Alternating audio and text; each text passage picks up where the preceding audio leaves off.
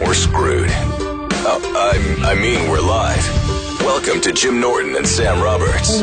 Yes, we are live. Heck yeah. I guess they just can't do anything with this. I hate to complain about it, but I want You've been informed. There's nothing that will be done. they can fix it, though. What do you mean they can? They just said they can't. We'll get a new one, then. It's unfixable. It's not. It is what it is. No, it's not unfixable. You're going to have to deal with it. No. Derek? Did you guys put extra mic flags in front of him? But they're just handy when I need to get the attention of the staff. Why would you do that? I need to get the staff's attention. Derek, could you please ask Mars if he could fix this? You don't like the mic flags? We did it yesterday. We were recording intros for the podcast because the podcast comes out today. Yes, it does. So I don't remember because we recorded intros for this week and next week. That's right. But the mic flags were laid out. I thought this was all the mic flags we had. All these extras in case they break in transition or something happens, or they're needed. For elsewhere. what? Put them on your fingers and you're clapping together, you get everyone's attention. So we're recording the intros. You don't like it, Adrian? No. Why? I love it. I can't hear you, sir. You're talking to thin air. Adrian, Yeah. on the mic. It's really annoying. We're recording the intros. And Jim is just in front of a mic that has a bunch of mic flags in front of it because they were already tearing down the studio. And he starts doing that. He shoves his fingers into the foamy parts of the mic flag. And then he just starts clapping them together and saying this is what he's going to do whenever he needs something. I think that's important if everybody knows that when someone needs something. What do you mean when somebody? It's just you. It's just an annoying sound. It's not annoying. Travis, comment? It's stupid. That's my comment. Yeah. I don't know why anybody would have put extra mic flags in your spot. Don't you have like 3 bells too? Yes, I do. All right, so you don't Let need me the hear mic it. Let me hear flags. the bells. Well, there's only... Oh, And there's the dead one. there's just 2 bells? Yeah, I don't know. Someone just pilfered one of my bells. What happened to the third bell? I don't know. Someone took it. Oh, I think somebody took it at the live event. Somebody stole it? Yeah. Oh, good thing they didn't take the dead one. Someone pilfered my bell. Oh, no. All right. So now you guys put out 2 mic flags as like, oh, here's his radio prop noisemakers. You need them. Good. It's important. No. Fans love it.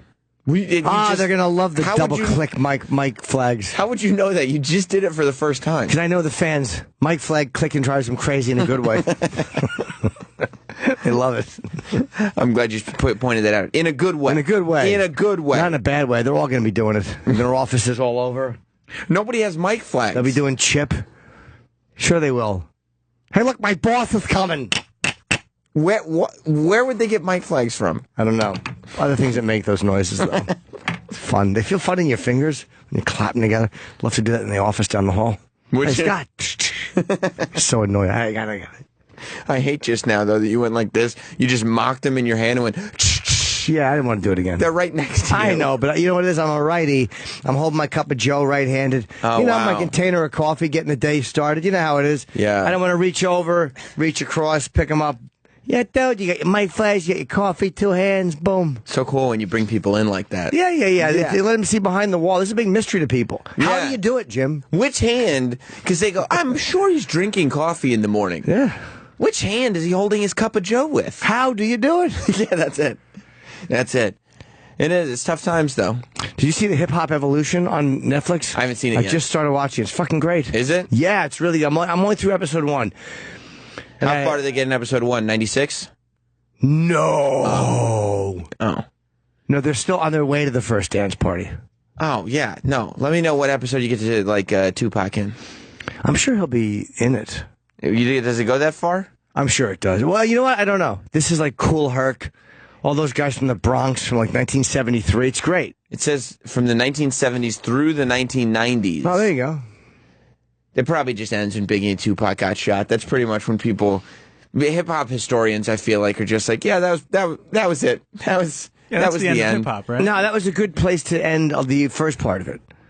But then you have a lot of people that came after.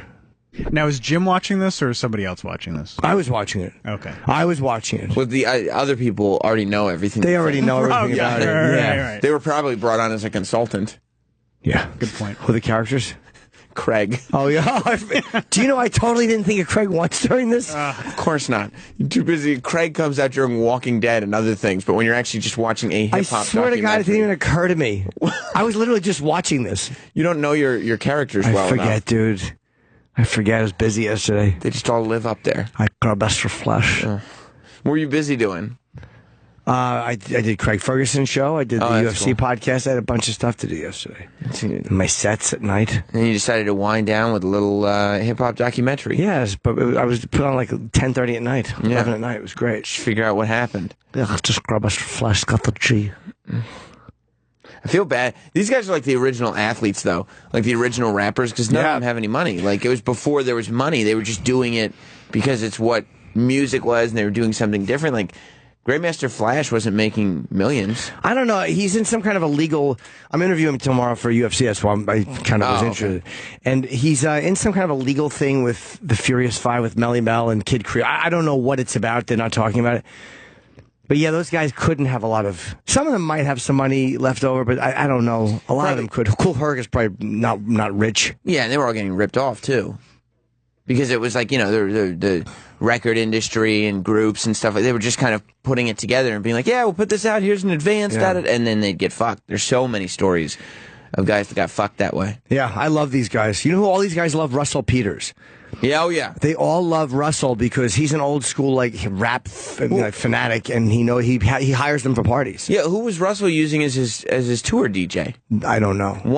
I can't remember which one, but one of the old school hip hop DJs was Russell's tour DJ for a while. I think. Huh? Spin Bad? No, he's just the regular tour. I mean, he's a good DJ. He's just his regular DJ. Yeah, he was doing it at one point. Like, I went to see him, and it was Spin Bad, and then one other guy, but I don't remember which one. Yeah, I don't know. I don't know who it was, but I remember when I went to see him in the Garden. Yeah, back at the after party downstairs, it was all like Melly Mel. Yeah, I think fucking Eric B. All these great old school. If you like old school rap, it was like it was fun. It might have been. I remember a party like that at Radio City.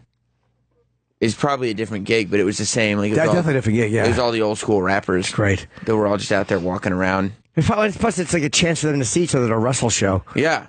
Yeah, and plus, Russell treats them like stars because he has such reverence for them. Like, he loves them. Yeah. And he's such a big star that the fact that big star is like, no, those guys are the stars. Sure. It puts them in the limelight that they haven't been in a while. Yeah, and everybody in, someone's saying there's a song you should listen to, Sam, about fatherhood.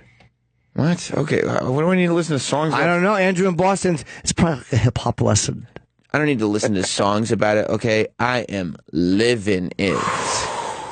Who are you? Hello, Andrew. Sam, you got to check it out. It's two dads from Sioux City, Iowa, who ruin this trap beat. I found it on Facebook. Okay. But it's Dad. If you just look up Dad, it's a pretty sick.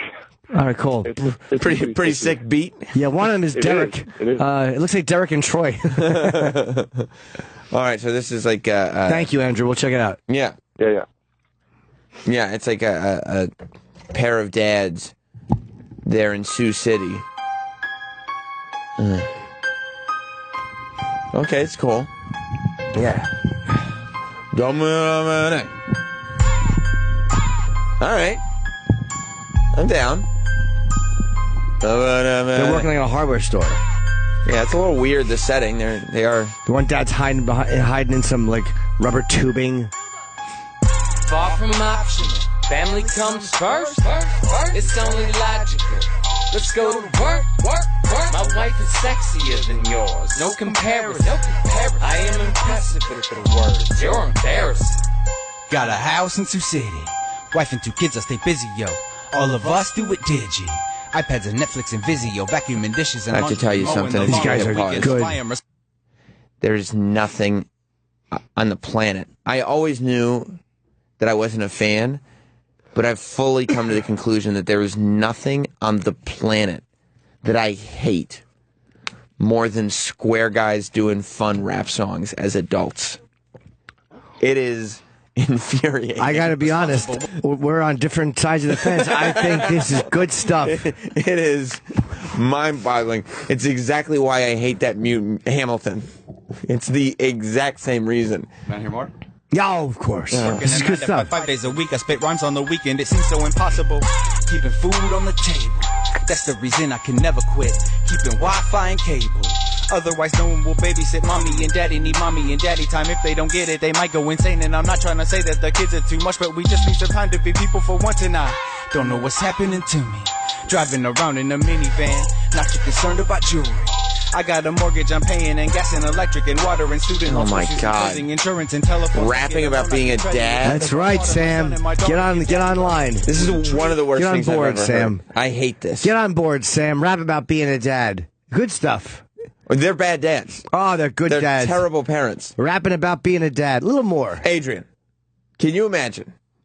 I'm going to put you at 14 years old. Are you fucking at 14? No. Or being. Getting hand jobs. Okay, so you're getting... Maybe you're not the hammer, maybe you're the nail. No. Oh, okay. Not that either. You're getting...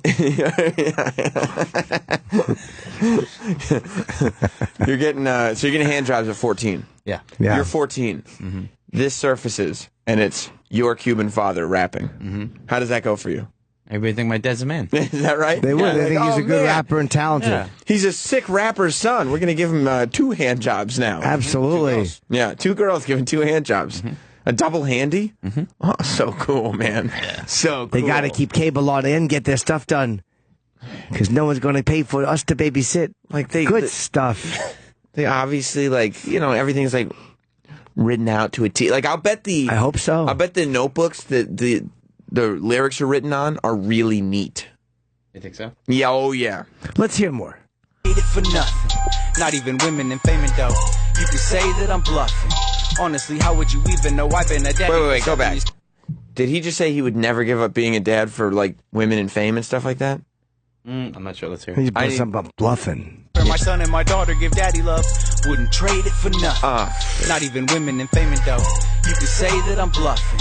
Honestly, how would you even know I've been a daddy for 7 years counting? Can tell you that youth doesn't come from a fountain. The mountain I'm climbing, it only gets steeper, but never alone, cause my wife is a keeper, my That's wife nice. is a keeper? Good stuff. Oh, and he's not like he's trying to really, like, you know what? It's a fun rap song, but seriously, I wouldn't trade the love of my children. It's more important than anything. That's right. Good message. And it's not. And it's not from a fountain. Youth is not from a fountain, yo. Ugh. Youth is not from a fountain. That's right. This is about you, Sam. This is your life now. It's from my kids, you know. A lot of people. My kids. This is. I like to hold my baby, and Lila the dog barks, and Jess is real nice. That's your life. You think I should put a rap out? I certainly do. You know, people say youth, it comes from a fountain, but it's my kids that keep me young. Ugh. This is a man saying this. That's right. This is a guy in his free time. He gets away from his kids and wife. My baby be messing up diapers instead of wrestling. I'm cleaning them. That's what he'll do. Guess what? Like, if I found out that, like, my little baby would forget who I was. Like, if I'm going to WrestleMania this weekend, right? Mm-hmm. If they were like, I just want you to know that, like, your kid has bonded with you over the last 6 weeks that he's been alive. Sure. He's going to forget who you are while you're gone, and you're going to have to redo all that. Like, all that connection will be gone if you go to WrestleMania. I would not miss WrestleMania. I would go to that then hang out with the kid later. So you'd rebond with the son later. Yeah. It's not that big of a deal. But you think this guy's overstating it? He's completely overstating it. He's just to win points. He needs to win points. The fact that he gets time away from his wife, the only reason that these 2 guys are doing this video is so they can get away from their families. That's why this video is being made. I disagree. I think that they like fatherhood, and you don't want youth wasting a fountain. Then why aren't they doing it with the family? Because they're singing about the family. This is a gift to the family. Oh, wow. More? It's a surprise. Let's have some more. This is good lyrics. Lyrically, let's pay attention to the words. Comes first. It's only logical. Let's go to work. My wife is sexier than yours. No comparison. I don't feel that way. With the words. You're embarrassing. I can't just roll with the punches. My family depend on me. Bananas not throwing their lunches. Their teachers befriending me, sending me letters. It's cultural appropriation. A whole lot of manners don't come from my forefathers using their grammar correctly. And yes, we invest in the time to get rid of the formula. And say goodbye to the diapers. Our baby is potty trained. My baby is. Pause this. This is a great suggestion coming in. A great idea. Yes, Ed? Oh, no. Oh. Hey, boys. Sam, you need to put out a diss track right now. you're the greatest white dad rapper out there. I know it. Oh, I should do that, shouldn't I? A diss track, really slamming these guys. Should I body them? Yeah. Maybe I will. Oh, that'd be good funny, luck, though. These guys are good. Like 8 minutes long. You think so? Mm-hmm. Thank you very much. I'll just make fun of their shirts and their hoodies, and I'll just talk about how ugly their kids are. Yeah. Should I just make a diss track talking about how shitty their children are? Yeah, or just how bad their rapping is. Yeah. You should really attack the rhymes. You think so? But they said, because I feel like, they said my wife is sexier than yours. Mm-mm. So I'm like, is that like a shot at me? I've seen your wife. Thank you, Adrian. I appreciate that. Yeah. Dishy. And I'll let you guys come in to rap about how sexy my wife is. Yeah.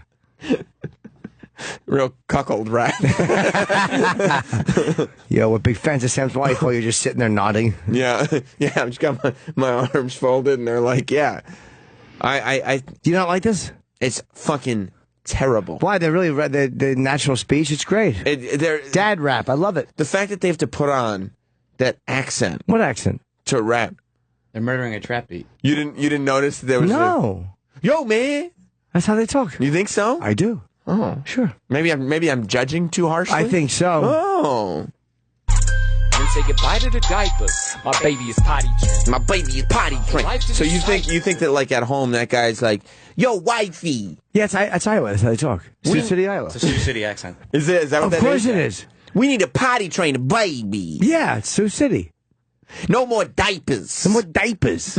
That's Sioux City, Iowa. We got to get rid of the diapers. We got to potty train a baby. You think that? Daddy has gotta bring a lot of these parents to know what they doing. They filling with sugar and candy and movies. How can we get through to the youth? Oh, is that a shot at me? You and McDonald's producers. Filling it with candy and sugar and movies? That's right. Yeah. That's right. I'll come up with a response to this. You really should. It should just be profanity laced too. And maybe you could have Dusty Rhodes come in and help you. How would that go? They don't know what they're talking about. That's not a rap. That's a great. No, but Dusty will just do the talking part, and then you can rap around it. So like the beat will go down a little bit. And I'm gonna body slam both of them dads. Right. Just a thought.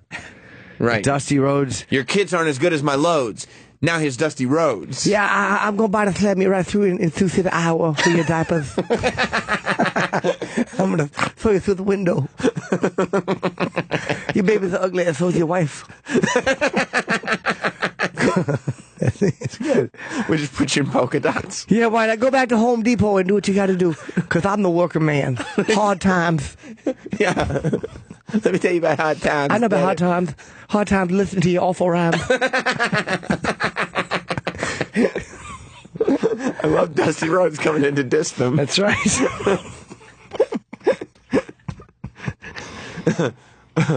All right, let's see. I'm planning a family vacation. The car and the luggage bag. I get a standing ovation. A star when they loving the fact that we hug them and kiss them, go fishing and listen to music and dance in the kitchen. My wife had a vision to make it tradition, and now it's a system we hit with precision. Now they all wonder the secret, but I ain't a scientist.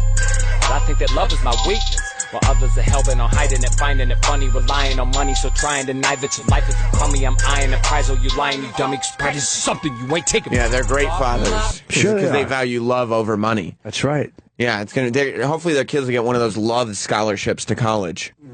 Well, they do work, I'm sure. Probably work at the Home Depot. That's how they get the property use. Yeah, and when their kids are like, oh, good news, I got into this Ivy League. Here's the tuition. He's going to be like, well, did you explain that your parents, like, love each other? Like, will they give us money for that? Or, oh, no? Okay, well, then community college for you, because I worked at the Home Depot, because I spent my time loving you. Yeah. It's good. It's a good decision. Good decision. Because you're not working, and when your car they're going to repo, because you're spending too much time in front of Home Depot. Is that the American dream? Yeah, I'm the American dream, and I know hard times is. What are hard times? Hard times to listen to this junk. It's a bunch of junk. Why is Dusty so high-pitched? That's how he sounds. That's true. That's a good point. And the prize, oh, you lying, you dummy, cause pride is something you ain't taking from. Far from optional. Family comes first. Who's the guy in front of them? Is that the DJ? He must be the DJ. His face isn't showing. I just hate hate. I love this guys. These guys are good. Fun rap. What? Fun rap is the worst. I love fun rap. Optional. Family comes first. It's only logical. Let's go to work. My wife is sexier than yours. No comparison. Oh, really? I am impressive. I don't think so. You're Thank you. Far from optional. Family comes first. It's only logical. Let's go to work. My wife is sexier. Family does not come first. Yeah, you were on the road, Dusty. I'm going to win that belt back from Billy Graham. That comes first. Family second to Billy Graham. Give me that belt.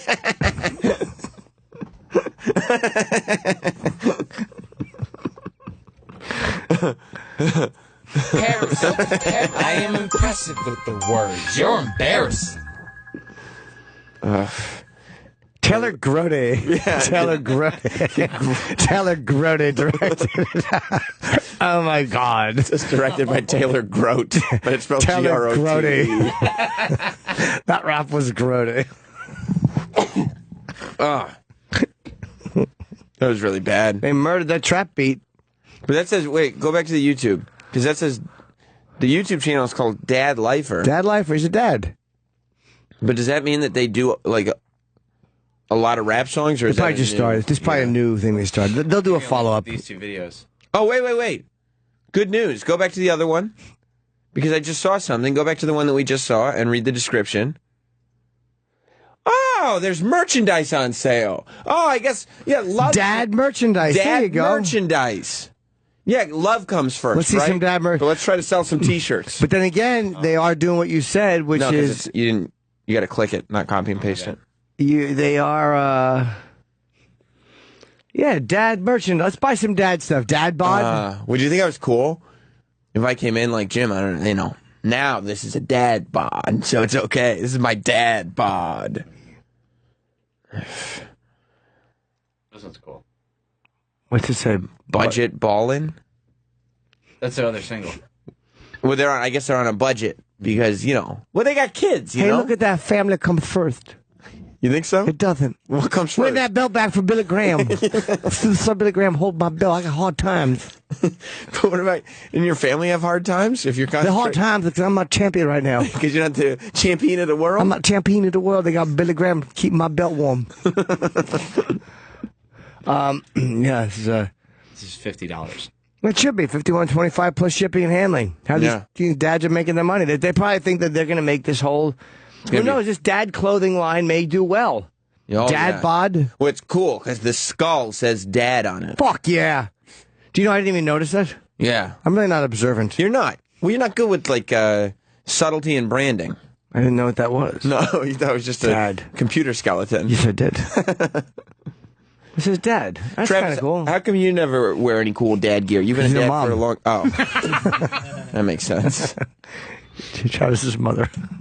Yeah, why don't you wear some dad stuff? I mean, I wear hoodies, so you really don't see. You sometimes wear sick dad t-shirts? Yeah, you just don't see it. Do you like that dad rap? It's dope. Yeah.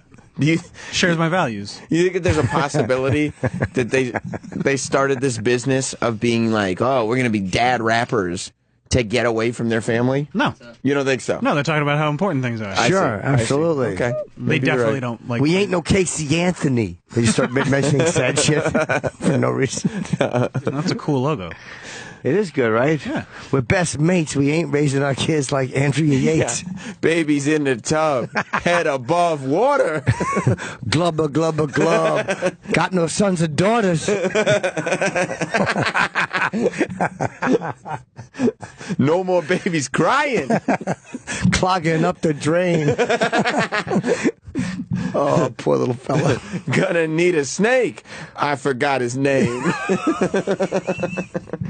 Got water on the brain. Then the other guy comes out and goes, literally. Yeah. Drowning things, yo. That's what we think of your dad rapping. Exactly. Bring on the Yateses. Oh, I love it. Oh, my God. Oh, no, I've never seen that. There's a lot of suggestions. People have opinions on this for you. Is it a smash or is it a trash? Well, one person wants Maybe to know I'm being this. too hard on it. Sam, a question from Clifford, Indiana for Sam. Hey, are you there? Yeah. You said you hate this kind of thing. Do you forget that you were in a rock group called... What are you calling on, sir? What do you call... Yeah. Well, your connection's really bad. First of all, take the megaphone away from the telephone. Yeah. It's Bluetooth. I'm sorry, I'm driving a truck.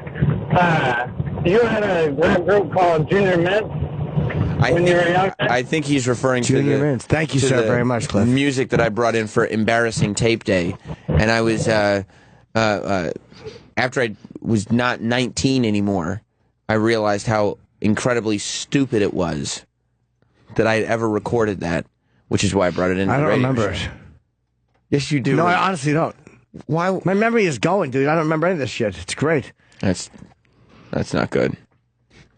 You saying you don't remember it is now. I mean, I think you remember it. I really don't. If I hear it, I may remember it. Junior Mints. Yeah, I prefer. It's out there. It's not. I mean, you're. Yeah. Is Junior Mint spelled differently? Yeah. Yeah, it is. How's it spelled? D-I-C-K. It might as well be. No. Was it a rap you did? Yeah, I brought it in. You made fun of me. I'm sure I did. I just don't remember. Embarrassing Tape Day was great. Yeah, I'm just glad that it stayed there. That it hasn't haunted us. Never heard him again. Yes, Mom. Mom, I'm gonna drive home. Mom, are you embarrassed by that choice? What are you gonna do? No, it's Joon. Oh, is it? Your. No, it ain't. Yeah. No, it's not. Yeah. Oh no. You're like Junior Mint. Yeah. Oh. I think it's dope. And then M apostrophe. He's lying, Adrian. NT. He's lying. That's it. I don't know. I mean, people have sent it to me in the past to remind me. I'm sure it's around somewhere. Yeah, too bad. Too bad Adrian stinks at Google. Like, good. What are we going to do? Junior Mint? Damn. Yeah. I want to hear it. It was bad. Were you rapping on it? Yeah. Yep. Can you zip through that? Down the yep. Time code? Let me listen to it. Good. Make sure it's right. I'm sure it's right.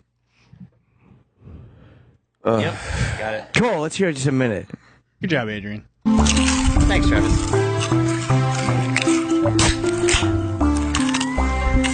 This is a bad one, too. This is specifically bad. That's you. Wait. Hey, on. That's you going, ugh. I'm sure it is. Before it even starts on the tape while you're right here. Easy, take it cool, act a straight up fool. Don't be surprised if you hear our beats start to drool. My car's got big hubcaps with my bulletproof vest. I sang with Elton John and he called me 50 Cent. Oh. Right. You already are reacting to it on the tape. I just don't remember it. That's Anthony's perfect reaction. Yeah. Yeah, it is a perfect reaction. You didn't let it. Oh, God. Oh, God. Yeah. See, it's important to learn from lessons in life. Well, you guys said it was embarrassing tape today. But I didn't mean like... I'm the funniest guy, though. I meant embarrassing, but not like humiliating to the core. Oh, I misunderstood then. What did Bobby think of your rap career? She probably clapped and danced to it like a kook. Yeah, your mom loved it. This will show how enabling she actually. No, I don't actually know if she's listening to it being reacted to on the You kept this other from radio Bobby. show now. Yeah. Bobby, huh? She's probably throwing out his Cub Scout uniforms right now. I raised a no talent. What the boys? What you trying to do? Well, You was. Yeah, I don't need. I mean, look, if it were up to me, you could just. Is there more? Is there more of It's it? probably right around 2003. I don't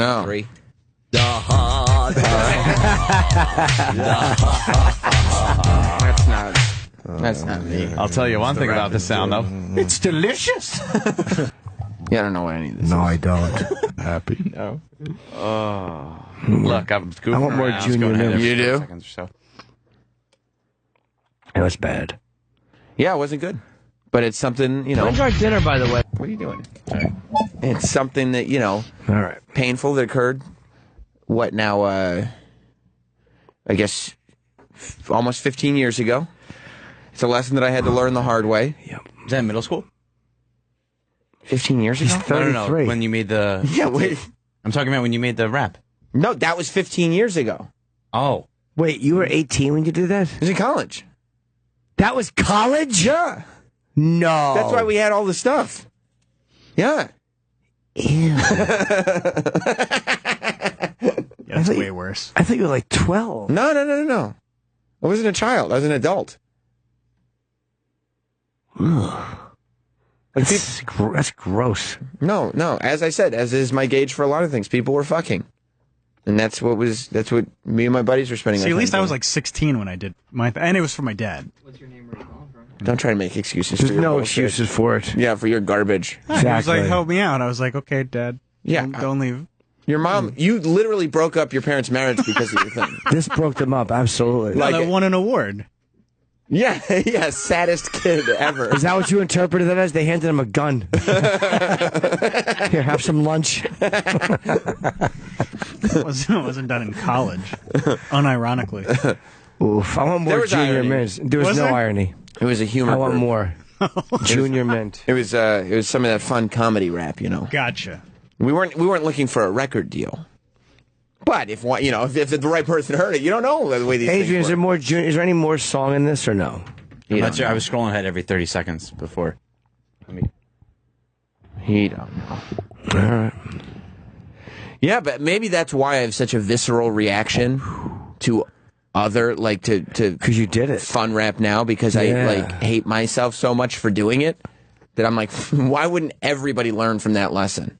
Wow. You know? Or you're jealous that they're getting attention and you're not. That's exactly. Thank you, think Travis. That's what it is? Yep. Mm-hmm. But even to this day, I'm like, if I had stuck with it. Yeah, you're kind of hoping it gets unearthed and like becomes this cool thing. Yeah, June your mint. Yeah. To June someone's mint. I don't know what that means. How do you June a mint? Well, you know, it's Eminem is a candy, but it's spelled differently when it's his name. Oh, you thought Junior Mint? I don't think that I personally thought of the name. Who did? Probably there were the three of us. All right, Mother. There's a group.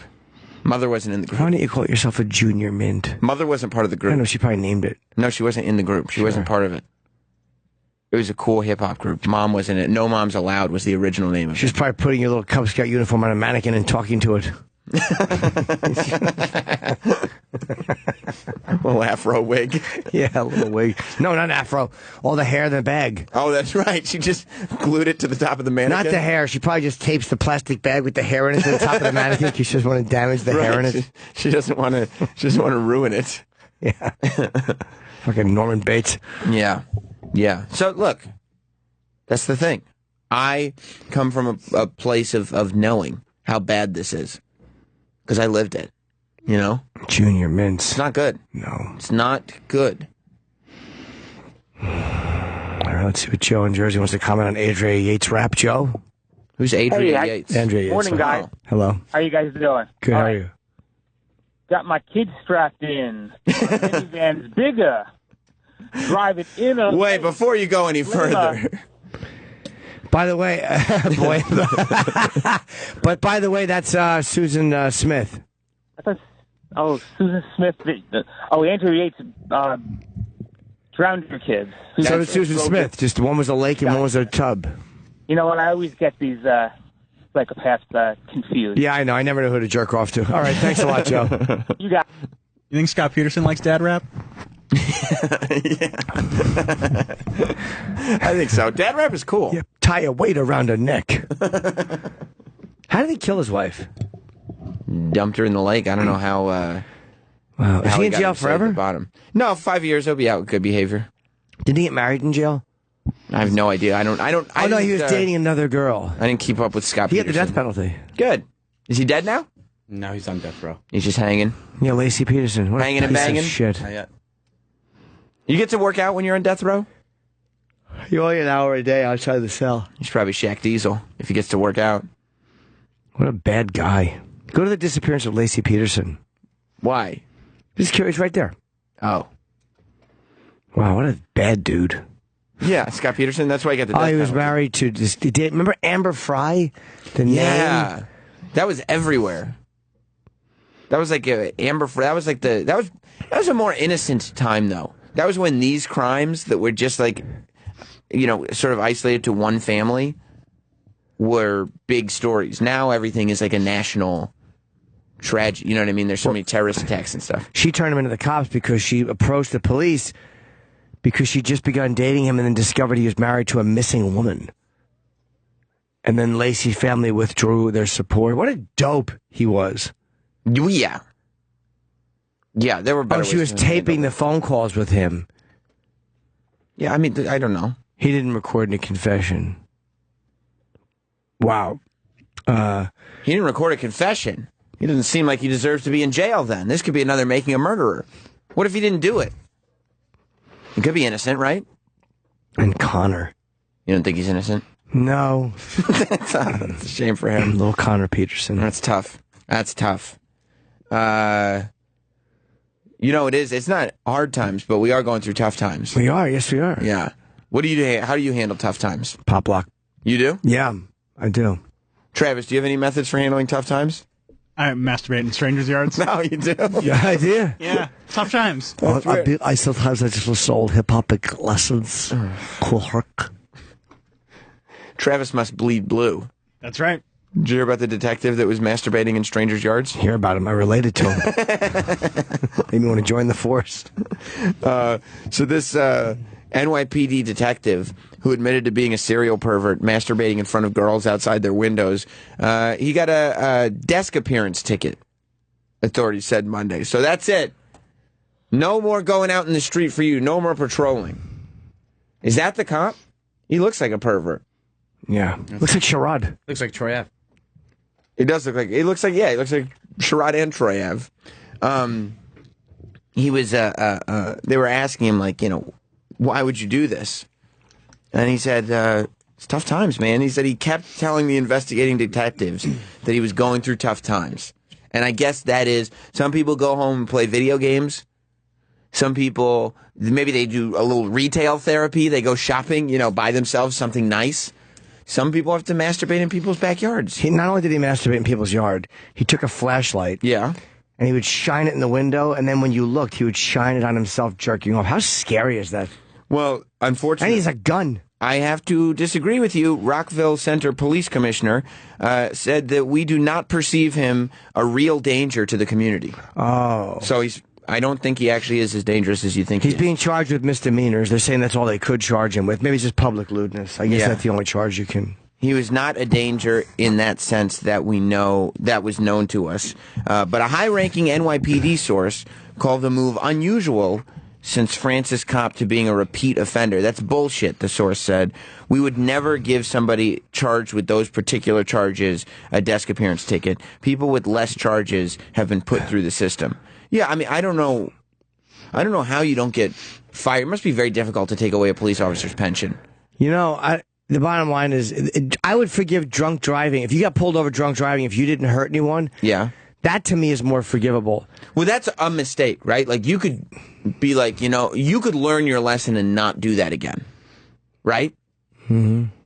With this one, the fact that he likes to go into strangers' backyards, shine flashlights on himself, and jerk off, I would have to believe that he's not a guy, like, he's gonna do it again.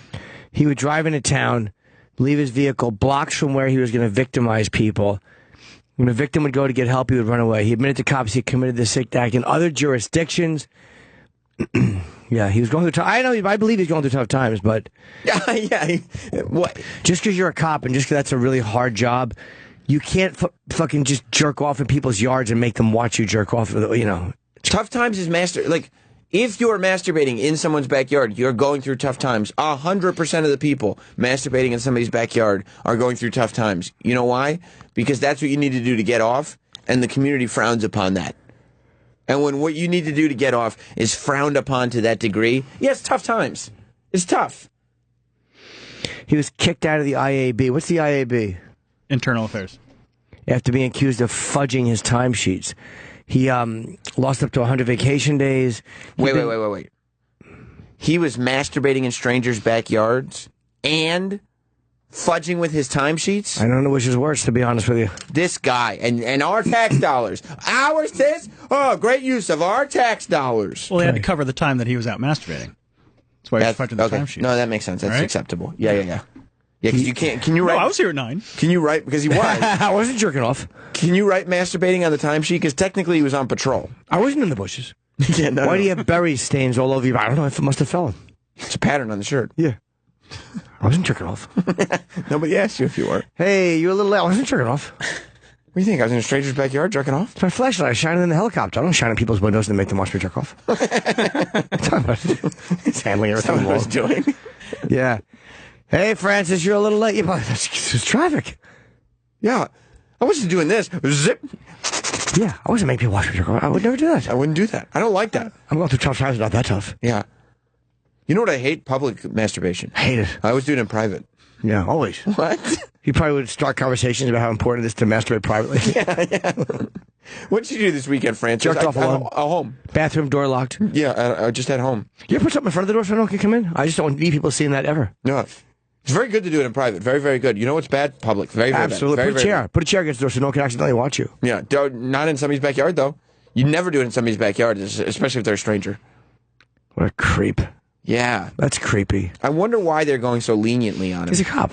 He's a detective, and he's going through hard. He probably is going through hard times, but you can't jerk off in people's yards. This was so pre-planned. If he got drunk once and did it, yeah, it's different than going to other jurisdictions, parking. These are all planned out sex crimes. Yes, they are sex crimes. Did they know? They're not as bad as assaulting someone, but they're still fucking sexual crimes. I guess there must have been no minors in the house. I feel like if there were any kids in the house at all, then that should be a pretty serious sex crime, right? Well, because he doesn't know who he's shining a flashlight in. If they're strangers, it's not like he's going out of his way and finding people that he wants to jerk off in front of. He's basing it on houses. The houses make him super horny. You know, I don't know if it's the architecture or if it's just that it's a corner house, and so he likes. You know, a lot of people like corner houses better than regular house. Maybe he jerks off at corner houses only. You think maybe he just likes the hard work that went into it? Yeah, it could be like landscaping. Maybe he's an outside guy. That's why it's the backyard. Maybe he likes jungle gyms. I don't know. Local high schoolers, all chosen randomly. So if they're high schoolers, then they are probably minors. Unless they're like or age super 17. seniors. Were they... How old were they, Adrian? Were there any girls who were underage? I don't think it says anything about the age. I thought I read that in one of the stories, but I could be wrong.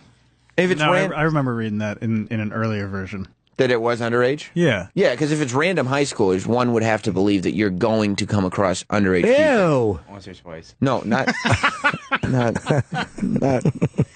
that. No, I don't mean like that. You're a dad rapper. Oh, my You can't say God. that. No, I know. You're Director Grody. Director Grody? Oh. Yeah.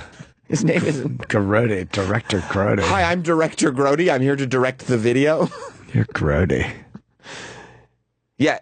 Maybe Joon my mints. One would have to believe that if you're going to go, right, you're at least going to, if it's all high school kids, some of them are going to be underage. And if you're masturbating in front of underage people, I don't understand how that's not, you're not on a sex offender list. I wonder if they said anything out of, one of the girls said something to him. What'd she say? Oh my God, that's grody. He has a charge of public grodiness. Do we have we got something in the email? Speaking of being grody. Let's hear it. You want to? You bet I do. It was very funny what you said to Derek when he walked in before. His class picture day? Yeah. Derek looks very smart this morning. He does. He's got another fucking fresh out of the package shirt. Yep. He's got some slacks on. He's got a nice... tan slacks. He's got a nice creased shirt. Looking like he's from Mad Men. Yeah. I think he's out of Mad Men when he walks away. Yeah, he does. He looks like the little kid in Mad Men with his hair all slicked. He's got the same haircut as Don Draper's son in like the first 3 seasons. He's always the little kid in every show. He is. Sopranos, Mad Men. Right now he's got the haircut of Don Draper's son. I wish he was the little kid in the Scott Peterson story. We already went over what happened to that little kid. It wasn't good. Oh. Let's hear some rap. Okay, here's some rap. What's that sound? That's Junior Mints? Chips being crunched. What's that? Oh, it's the same. Take it easy. I think they just edited straight up. Don't be all together, which is smart. Start to drool. My car's got big hubcaps with my bulletproof vest. I sang with Elton John and he called me 50 Cent. I write badass lyrics that just don't make any sense. Fuck, I'm gonna start it again. Okay, Ashton Kutcher sucks and so does Demi Moore.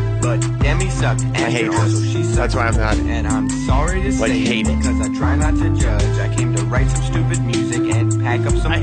Yeah, I hate it. Hold on. You pack up some fudge? Right, it's like a little funny gay reference. This is like the worst thing I've ever done, and I like. That's the beauty of it. It's not. It's your top 5 best. Yeah. Like the way I feel when I hear my drunk driving PSA. Hate it. I feel the same way for you listening to it. Yeah. Let's hear a little more. I'm Yes, dancing. please. Here. Like, why would I have I'm done? rapping. Why would I have done this?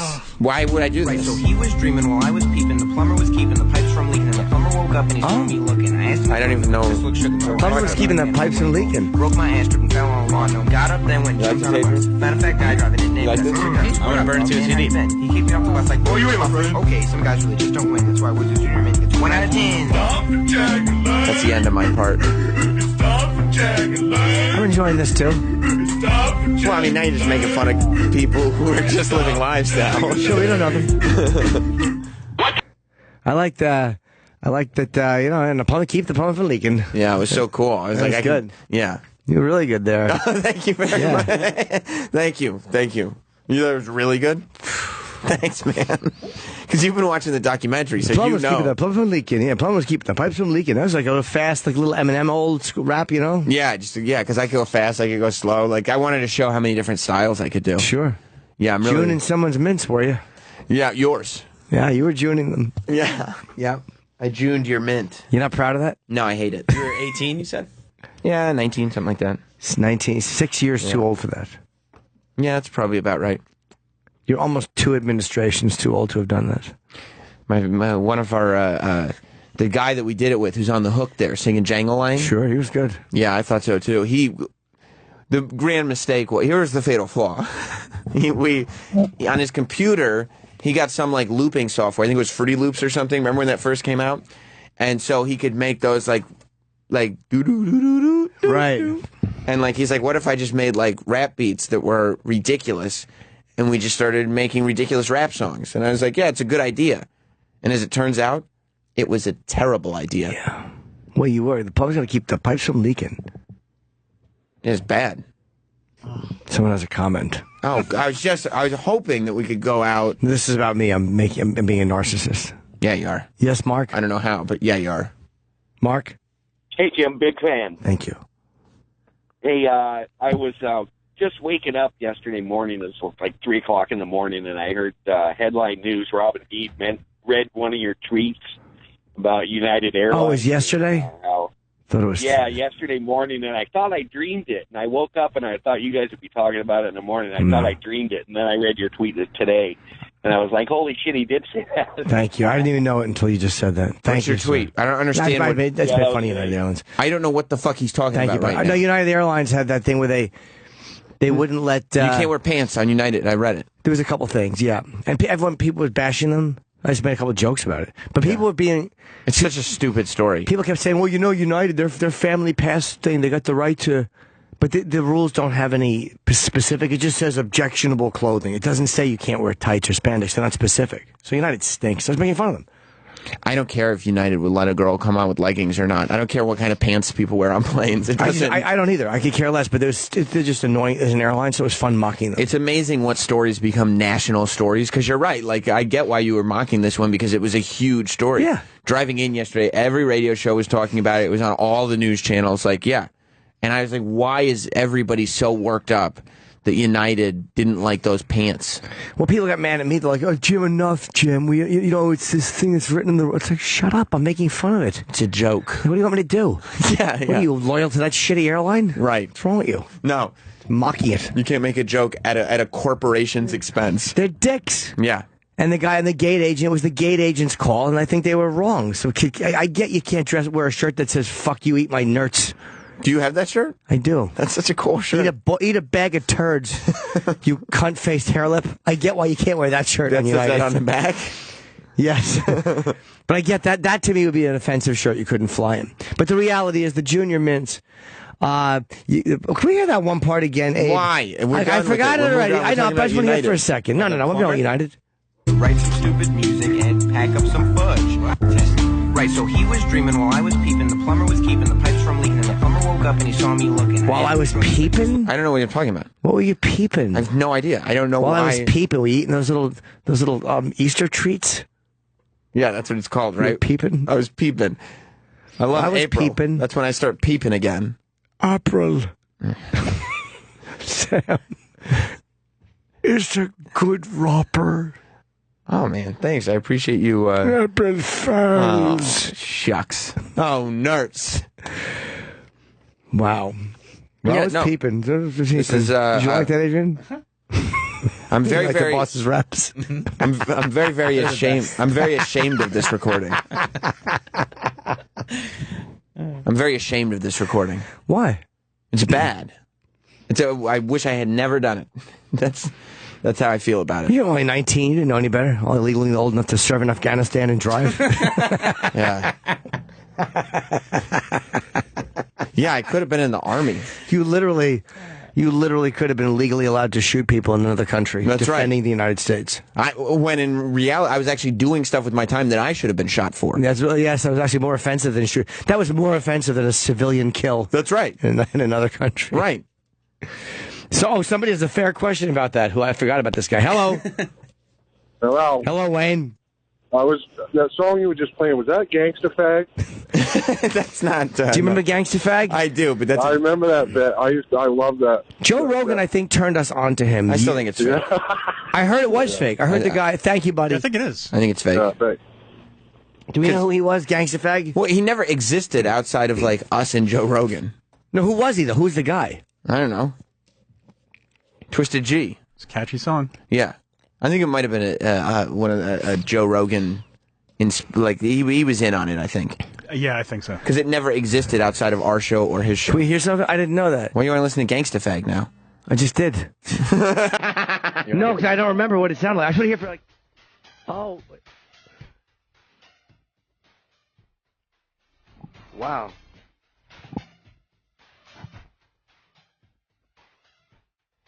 I haven't heard this in 10 years.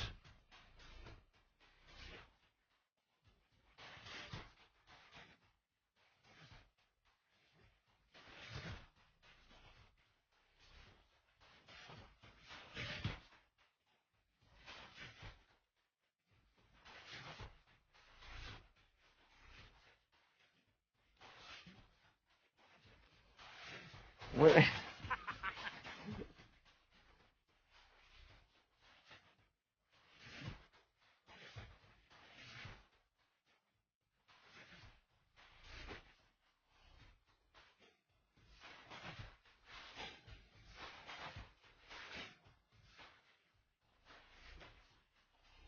Kind of hoping that we had left this in the past. That actually wasn't a bad song, though. That's why people liked it, because the guy was actually okay. What are you trying to say about Junior Mint? No, it's not as good as this. You don't think so? Sounds a gayer story. This guy was supposed to be like some gay rapper. Yeah, I guess the production value was Is less. Junior Mint or Gangsta Fag in that hip hop documentary? They haven't gotten to it yet. He wants it. He's peeping the plumber, cleaning pipes. He was dreaming. Don't get my lyrics wrong. The pipes from leaking, and the plumber woke up and he saw me looking. I asked him to Yeah, the plumber woke up and looked up and saw you looking. What are you, a fucking bad porn plot? You're watching the plumber fix a leak? I don't know. Would you notice his turgid pole under the sink? Fucking creep. I might have been what I was going for. It's true. You want to go down there and fucking play a little tonsil hockey with the plumber? I made a fudge packing joke earlier, so... The plumber's under there, fits in the sink, and you see his little abdomen showing as his tool belt and his crotch are sticking out from under the sink. You went down there, fucking went swan diving on his pecker. Your setup for that was starting to sound like you watching that porn yesterday. That was. No, but I'm trying to paint the picture. I know what you were doing. Because you were peeping the plumber. Right. Stopping the pipes from leaking. That's right. And he looked up and saw you peeping. Yeah, I don't know. I don't have an explanation. All right. I don't know what to tell you. I would like an explanation that I can accept. It was a mistake. The show is going to continue. I would like to be able to look at you comfortably. I don't see that happening again. But you like the boss's reps. Mm-hmm. You liked it. It's my favorite. Oh, okay, good. Good. I'm glad you like it, Adrian. I can always count on you. Uh-huh. Yeah. It's the best. Oh, good. Good. Do you have that on your iPod? It'll be there by the end of the day. Oh, good. Good. What's your favorite lyric? The fudge packing. Is anyone surprised? Packing some fudge. Gronk would laugh at that. Yeah, Gronk's the man. Ashton Kutcher sucks and so does Demi Moore. But Demi sucks, Ashton also, she sucks more. And I'm sorry to say... That's really bad, right? Demi really Moore. bad. Why? Yeah. You think it's better that he drags out the word Demi Moore? Just the whole Ashton Demi part is the worst for It me. was She it was sucks, topical Ashton, at the so time. she sucks more. Yeah. Like saying Demi and Moore. It's clever. It's like Eminem-ish. I don't think it's even close. Sorry to say it because I try not to judge. I came to write some Here stupid it comes. music and pack up some fudge. You like that? Yeah. I came to write music and have anal sex. That's it. Yeah. That's good. This guy's wild. It's kind of like Chew Bubblegum and Kick-Ass, but... Right. Yeah. I came to write music and get penetrated in the ass. And I'm all done with my music. Yeah. You don't, Travis, you don't like you were packing the fudge. Oh, yeah. He was doing No, the I'm packing. fucking asses. Yeah, okay, good. Because otherwise, it's not my favorite lyric. Right. No. It's the other way around. Travis, you don't like the part where he drags out Demi Moore. No. You want to hear it again? Yeah, I would like Yes. to make sure we got it right. Do it justice. Demi Moore, but Ashton Kutcher sucks and so does Demi Moore. But Demi sucks, Ashton also, she sucks more. Oh, wait. So Demi sucks and so does Ashton Moore, but Demi sucks get on my Ashton, lyrics so wrong. she sucks More. He says more a lot. More. Well, it's spelled differently. What kind of cigarettes you smoke? Moors. Where are the... Is that a cigarette brand? Yes. Is it? Of course it is. What do you think Kojak smoked? Who loves sorry. you, baby? Yeah, After he pop out a lollipop when he quit smoking Moors.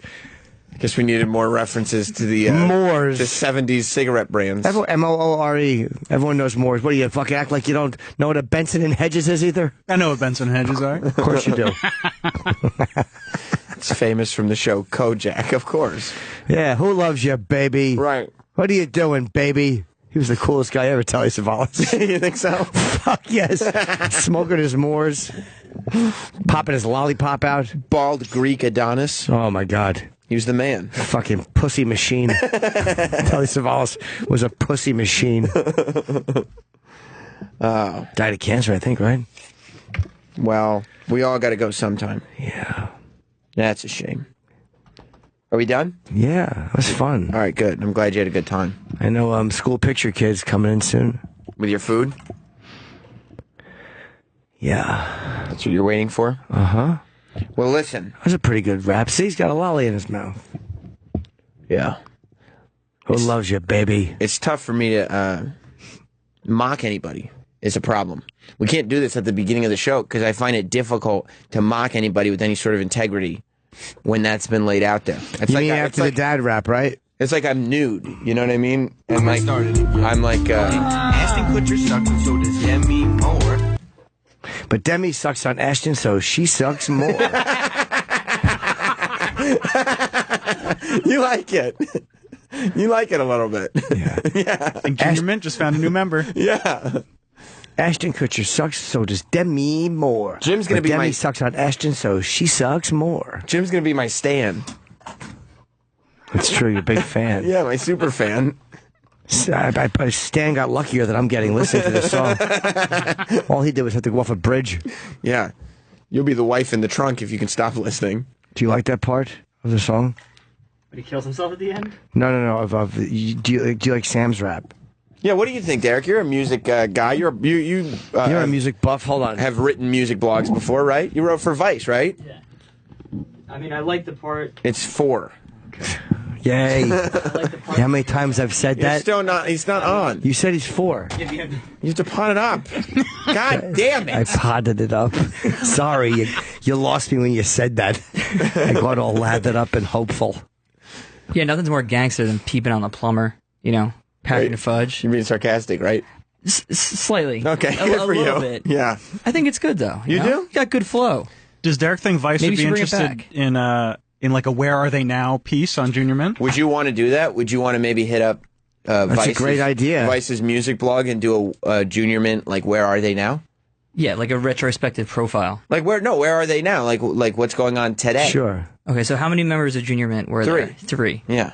So you're obviously the last professional broadcaster. Correct. Where are the other 2 guys? That's what we're going to How did the other 2 commit suicide? Yeah, Did they also drive off a bridge? I haven't spoken to them, but They couldn't have enjoyed the fact that this ended up on the radio. Especially now that it's coming up again. Like, what do you think the odds are of like a reunion at a live event? Yeah, get the band back. The Junior Mints would be great. Yeah, who wouldn't want to see the or even if we couldn't get the other two Junior Mints, right? We could have replacements for the other two Junior Mints. I'd fill in. Sure. Yeah. So eager. I want to be a part of it. I want to represent. Well, I don't know if people would be interested because they would get none of the original members. Oh, they'd get one. No, they'd get because they're all dead. They'd get 0 of the original members. Why? You wouldn't do the Junior Mints rap? No. Why? No, I wouldn't do that. Why? You're peeping at the plumber because he's fixing the pipes. No. Whatever the plumber's doing. I wouldn't do that. You could have forced me to do it 10 years ago. I won't be doing it. Yeah, but you could like write a new verse. Yeah, a new verse to the Junior Mint. Now I'm doing shows with Jimmy and Travis. Dog, they'll go oof, oof, oof, oof, oof. Now the plumber comes in and he's got to fix the clog. Whatever. Right. Junior Mint stuff. Because you're going to update it because Ashton and Demi aren't together anymore. No, not at all. What other couples could you do? Right. You go like this. Like Scarlett left her hubby. Something like that. Like, I'm glad that you've all been enjoying our shows. Now here's a word from my friend Dusty Rhodes. Don't let me into this pile of shit.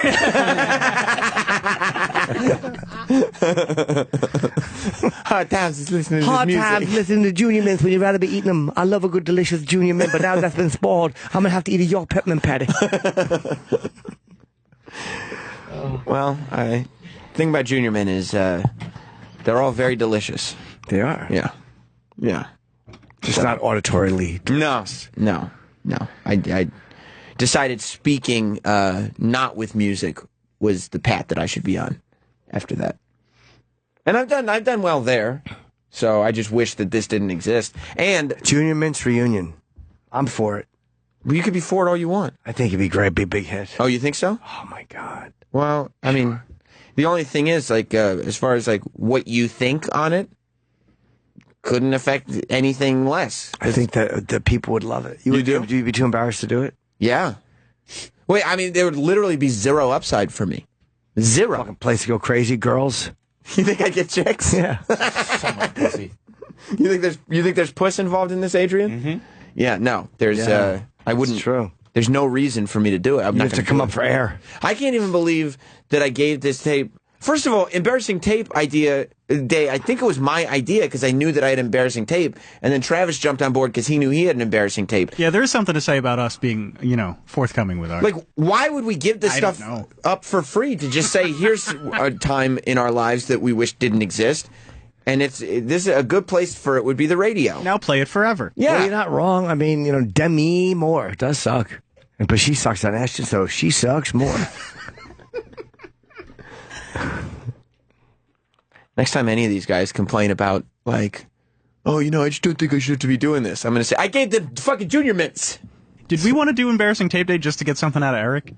No, I think it was because we had tapes that we were like, fuck I it. don't remember if E-Rock had some. I'm sure he had. Oh, he had the garlic butter saw, and it gets cut off. It's bad. Do you have any embarrassing tapes, Adrian? Mm-hmm. I think I have a music video from high school that I can find. I think you have an embarrassing tape from Adrian on that soundboard. I remember. That's the one. Wait, it's embarrassing tape day every day. Wait, you have an embarrassing music video? Yeah, I think that we probably thought it was funny then, but I don't. It's definitely not funny. No. How old were you? 15. And you filmed a music video? Yeah, for media class. Does it miss the mark comedically? I would think so. I haven't seen it in years. We I have to should find it. We should set. But if I find it, I'll bring it in. A show challenge for anybody involved in the show. So it's you or Troy or Roland or, well, I guess Travis has already done it, or D-Bag. Embarrass Junior Mint. I don't think it can be done. I don't know about that. I don't think it can be It's definitely done. not as bad. I mean, as I Junior played my best card. Exactly. That's why I'm saying you wouldn't be. I mean, I think that you and I are probably pretty parallel. Yeah. Like pretty equal. Yeah, they're both really bad. I Yeah, think you're a little worse. mine might be worse. Yeah, because it is. worse. Mine's a creative. Mine's a famous poem that was written. I didn't write it. Yeah, was that a poem? Yeah, and people send it to me on Twitter all the time. Look what they're stealing from me. I was like, I did not write that. It's somewhere else for decades. Oh, that makes it less bad, actually. I didn't realize that was a Yeah, poem. no, they say Mommin obsessively. Who wrote it? Norman Bates? Fucking annoys me. Yeah, mine was creative output. Yeah, you thought of that. Like we created it. You thought it was good. So we thought it was fun. It wasn't. It wasn't fun? No.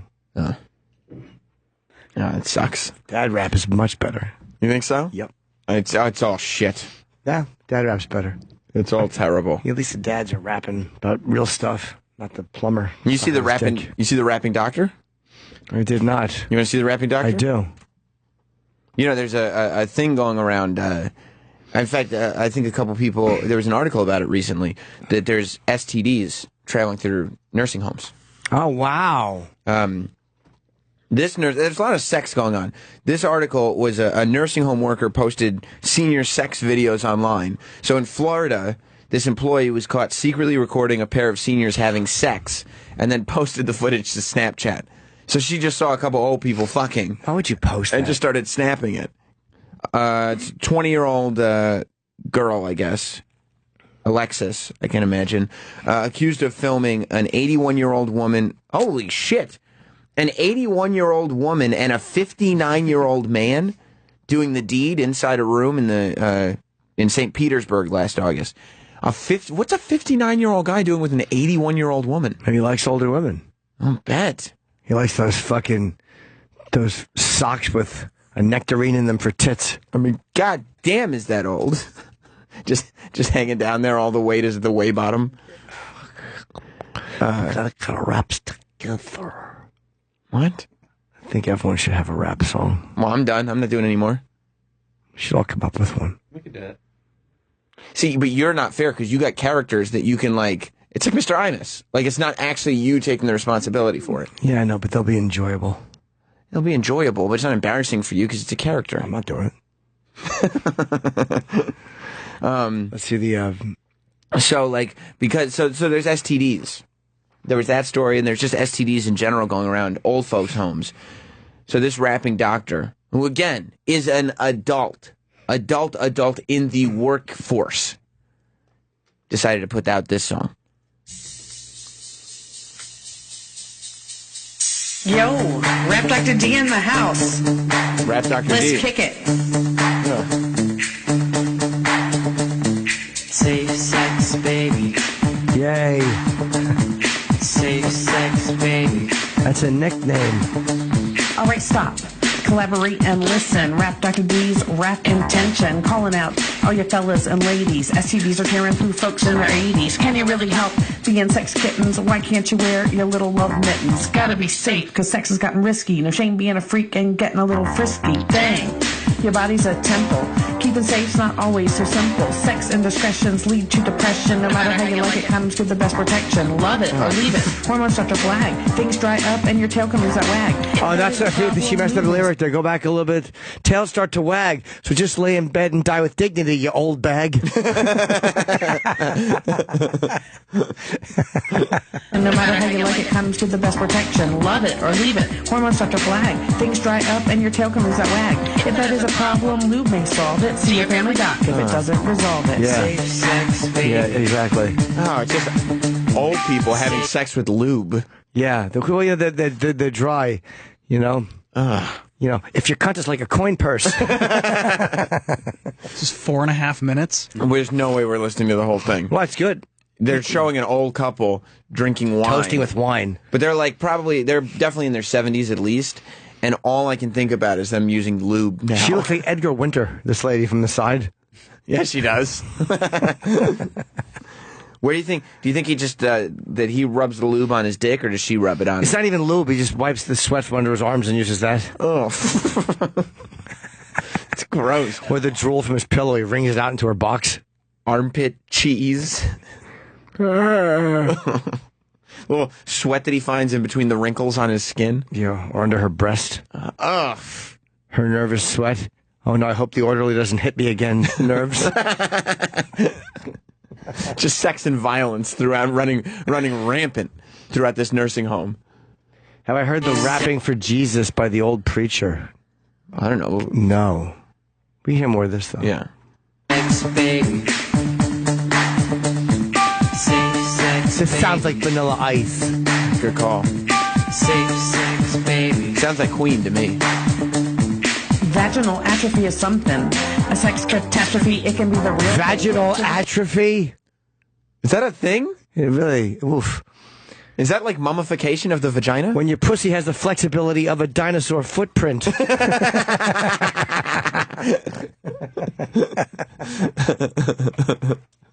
Fuck you. Vaginal atrophy. What a great band name. Vaginal atrophy? Oh my God, it's a great name for some Twitter. If you're suffering from vaginal atrophy, that is your body's way of telling you you're not fit for sexual intercourse anymore. Yeah. It's over for you. Yeah, if your pussy has the texture of an old sneaker. Right. When you start lubricating concrete, it's over. You're finished. It's done. Vaginal atrophy. Ugh. Point to the point I'm making. Lubrication's key, and you know I'm not faking. Trauma from guys' erections, tear-stained skin without detection. Listen up and learn from this lection if you don't want a nasty groin infection. Aging, it's just a normal stage. We all gotta get on the same same-sex page. Fellas on standby, wanting more to say hi. Should you stop? Should you just drive by? Wait till they're checked at an STD shop. Check things out. What a pain in the ass it is. They get all these old people just to wave in the. Want to be in the video? I'd love to be in the video. They didn't tell them they're all fuck kittens. Yeah. What's it about? It's a rap video. I just wave. Yeah. No, you're playing the STD guy. We're gonna portray you as senile fuck puppets. You're the nursing home sluts. God, I would hate that.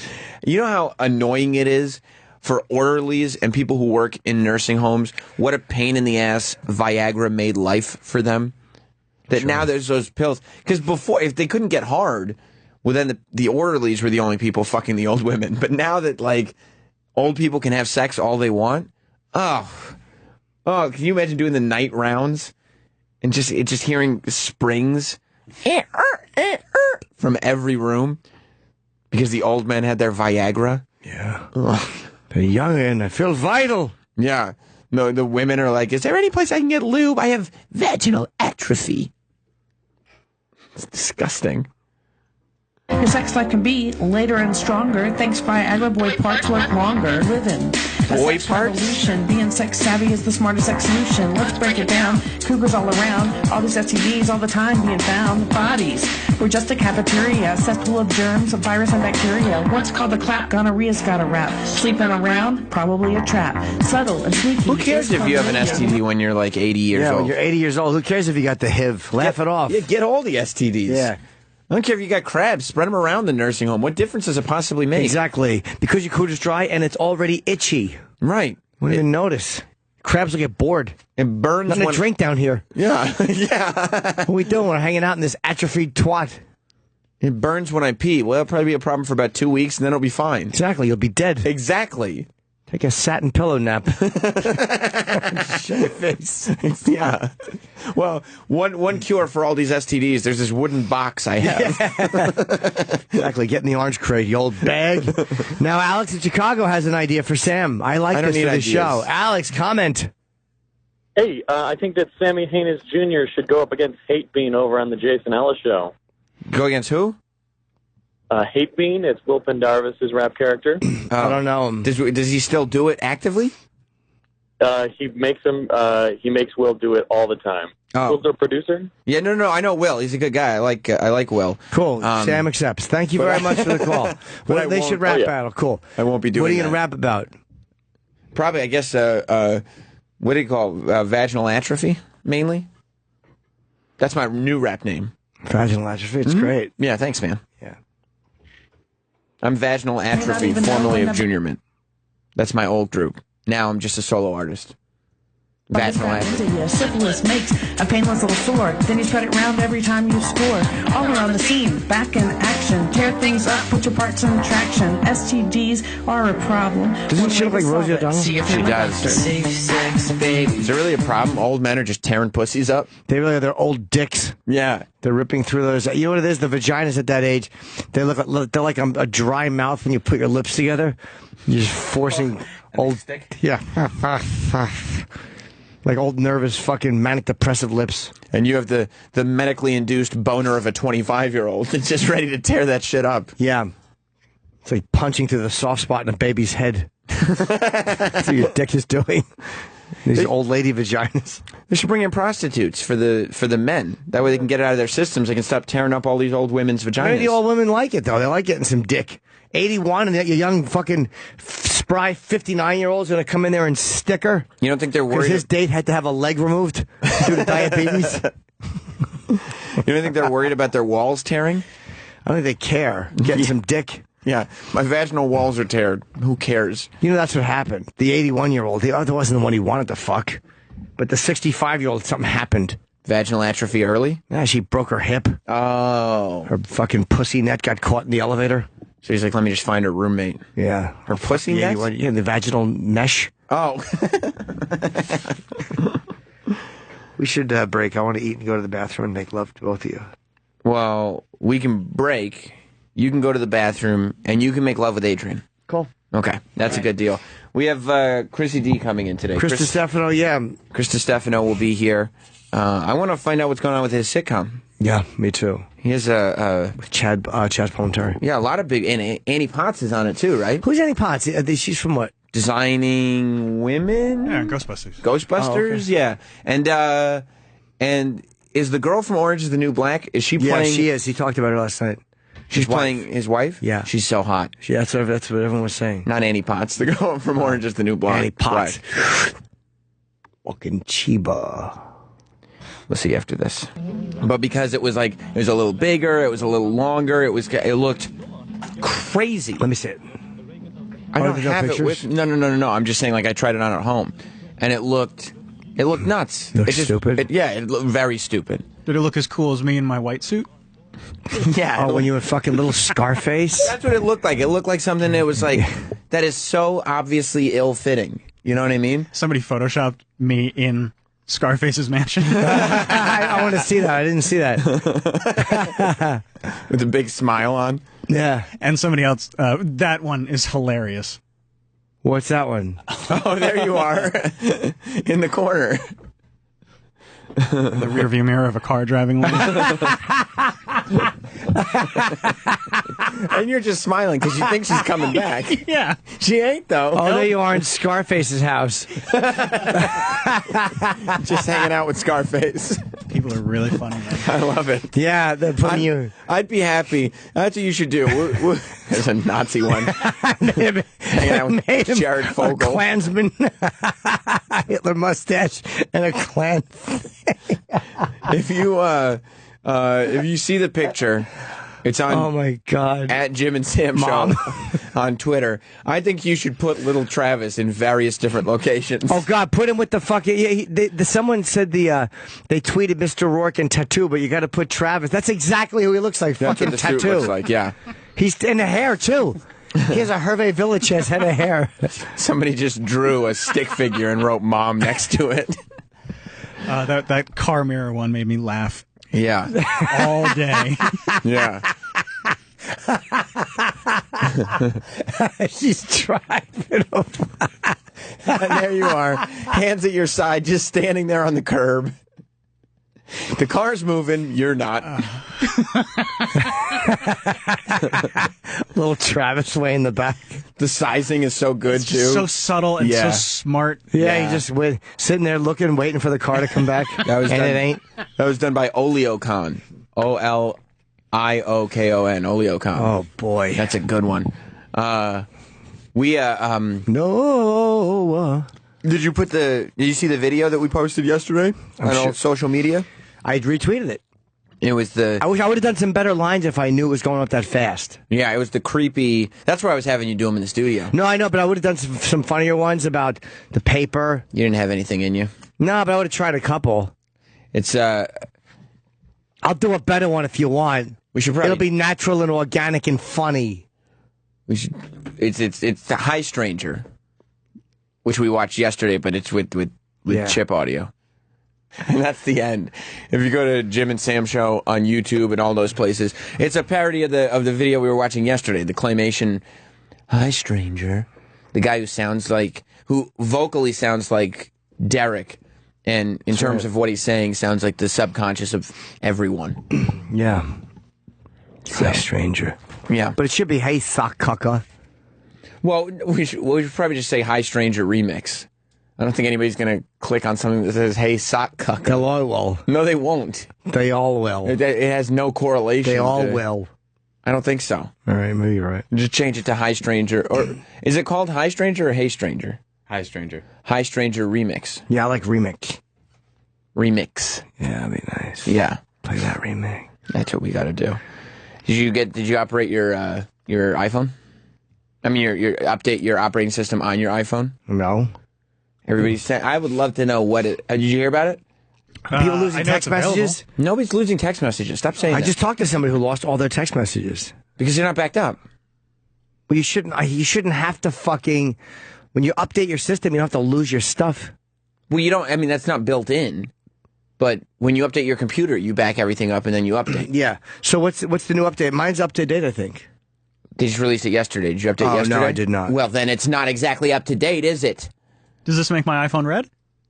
Unfortunately not. Damn it. And it's still not hack-proof, because you have to have the iPhone red to be hack-proof. What's the new update? I want to know what they snuck into it, because I'm sure it's not all going to be good stuff. What is some of the update? What'd they take away? That's the question, Jimmy. What'd they take away? Everybody's excited because they reorganized the file system, so people have more storage on their phones now.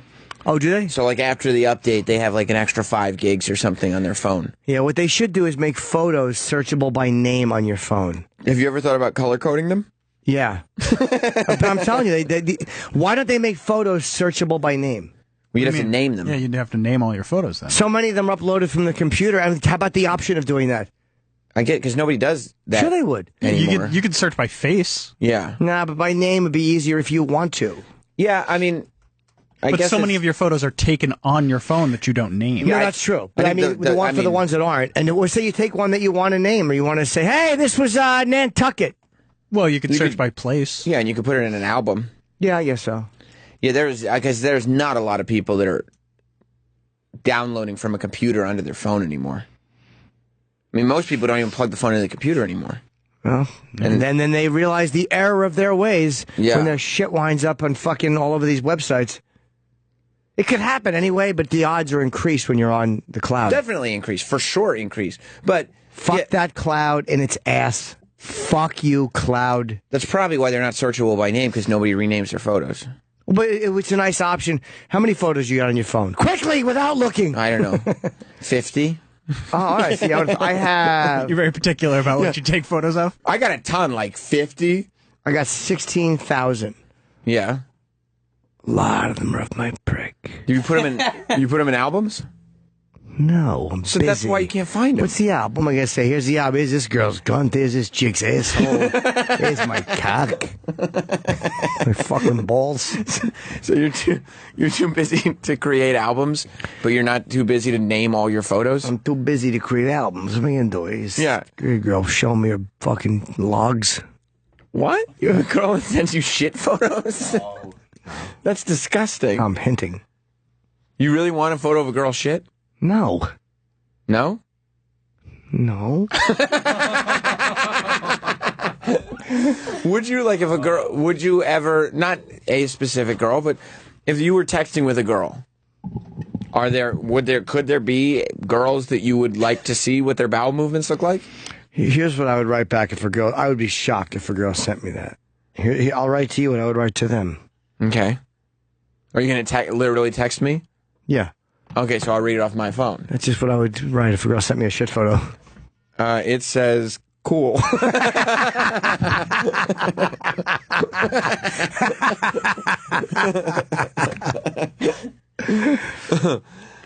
Oh, my God. Yeah, why don't you put your shit in albums? I don't think of it. Like, how many pictures do you get? And you can have albums, I guess, but... Well, instead, that way... Doesn't it automatically do it for you if you have that, like, facial recognition? You do it by face, you do it by year, you do it by location. What face? Automatically. Face? I wonder if Jim's penis has its own, like... You could totally facial recognition album. Yeah, the head of your cock. You could just put, like, Jim's dick. Yeah, but it might have done it automatically. Let me see something. You know what? I've never done that. I don't know how to even make an album. I've never. But it's probably the same amount of effort as having to go through and color code all of your photos, as it would be to just make an album called Yellow and put them all in that album. Yeah, maybe, but still. Put all your yellow photos in the Yellow album. Yeah, I don't know. Brown photos in the Brown album. Well, we know what those are. The brown photos are called cool photos. Yeah. That's the cool album. Yeah. Yeah, I mean, you could easily do it. You could sort easily. So mmany pictures. I'm looking at a picture of myself right now. It's me putting an ice cube in Montana Gunn's asshole in WNEW. Why are you looking at that now? Because that's the first picture of my... It's on your phone? Yeah, and then she fucking popped the ice cube out and it went in my mouth. Why is that on your phone? Just precious memories? Yeah, it's from like 2000. So you just put photos on your phone that you just like to have? From my computer, I offloaded the file. A bunch of photos. I just have them on my phone. Just to have? Yeah, it's another place to store them, and it's also you could just scroll through and, oh, I remember that. There's me and Ron Jeremy having a threesome. I have some cool photos. Right. My peck is in a girl's mouth. His peck is in a pussy. Gross. My peck is in her mouth. It's gross the way you say it. So sexy. Well, thank you. You thought it was sexy? Yeah, just the way he says it. Should we hear? How would Derek say it? Derek, come to the microphone. Find out. Yeah. Did you hear what Jim said? Do you remember the line? Yeah. Okay, how would you say it? My peck is in her mouth. His peck is in her pussy. Oh, that gives me chills. Oh, that's bad. How about this? I'm gonna give you a deep dicking until you make cum all over me. I'm gonna give you a deep dicking until you make cum all over me. Having sex with a guy. And now say, give me a deep dicking. Yeah. Yeah. Go for it. Yeah. Go for it. Give Travis a deep dicking. Stop trying to make something. No, yeah. So now, all right. D-bag. Now, since that's the direction you want to go in, you know what? Let's make something. You asked Travis for a deep dicking. Trav dog, give me a deep dicking. You didn't do it Everybody's right. throwing up in here. You didn't do it right. First of all, it's got to be Travis dog. Would you please give me a deep dick? You have to ask for it. You don't give. Travis says is the boss. Yeah, I'm very particular about who I deep dick. Travis dog, would you please give me a deep dicking? Oofa, oofa, oofa. And do it again. All together. Travis dog, would you please give me a deep dicking? Oofa, oofa, oofa. Oh, God damn, Well done. man. No, I will not. Please. No, I will not make out with you. Yes. No, I Says how can't. to do a radio show, and you're over here asking for a deep dick. Go on with the show. Yeah. Go on with the chlorophyll. Fuck me. Wow. Chlorophyll, right? What did he say? What was that? Wait. I think Travis should probably look it up. Yeah, can we find that show-stopping bomb? What a dud. That may be the biggest dud since we started doing the show in October. What did he say? I don't want to. Okay. I'd rather relive it through the original audio. Yeah. What a mammoth fucking bomb. Didn't go your way on that one, huh, Dizzle? That's okay. That's okay. Oh, was it a movie line? Yeah. Except like we referenced a movie line and shaped it into applying to this of what's going on the show. And then he just went back to the original movie line. Okay. It would be like yesterday. What was the Jaws reference that Mark Norman made? He said something had a doll's eyes. He was talking about nipples. His mother's areolas had black eyes like a doll's eyes. Right. He said that she was heavy, and then right. But yeah, Jim talked about shooting gas canister. In her mouth. Yeah. But, yeah, he said I was saying she was a big fat pig. Yeah. All right, I'm gonna. So it would be like when Mark said her nipples were like doll's eyes. It would be like if I had jumped in and said, "Yeah, dead like a doll's eyes." And you guys would have been like, "What? Did you just you just re-reference the same line?" All right, so I'm gonna play our back and forth, put it in context. Oh, good. Okay? Good for you. Yeah. Please. No, I will not make out with you. Yes. No, I Says how can't. to do a radio show, and you're over here asking for a deep dick. Go on with the show. Yeah. Go on with the chlorophyll.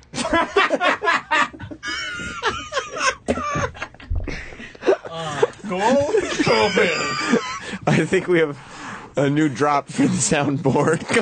Go on with the chlorophyll. What's the chlorophyll? Play it again. Yeah, can we hear one more? I didn't know that was coming. I wouldn't interrupt with Chip. I feel bad. And this time, damn it. This time, nobody laugh at the tape, so we can hear the integrity of the tape. Do you want the whole thing or just him? You could play it from where you played it last time. Okay. No, I will not make out with you. Yes. No, I can't. trying to do a radio show and you're over here asking for a deep dick. Go on with the show. Yeah. Go on with the chlorophyll. Go on with the chlorophyll. Go on with the chlorophyll.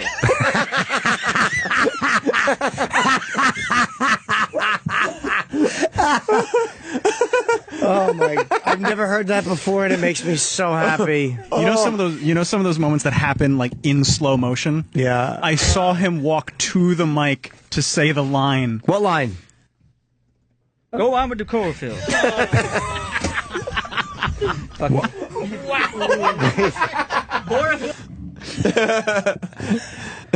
You saw him in slow motion. Yeah, I'm like, oh, here comes Derek. He's gonna add. Yeah, okay. And then instead, go on with the chlorophyll.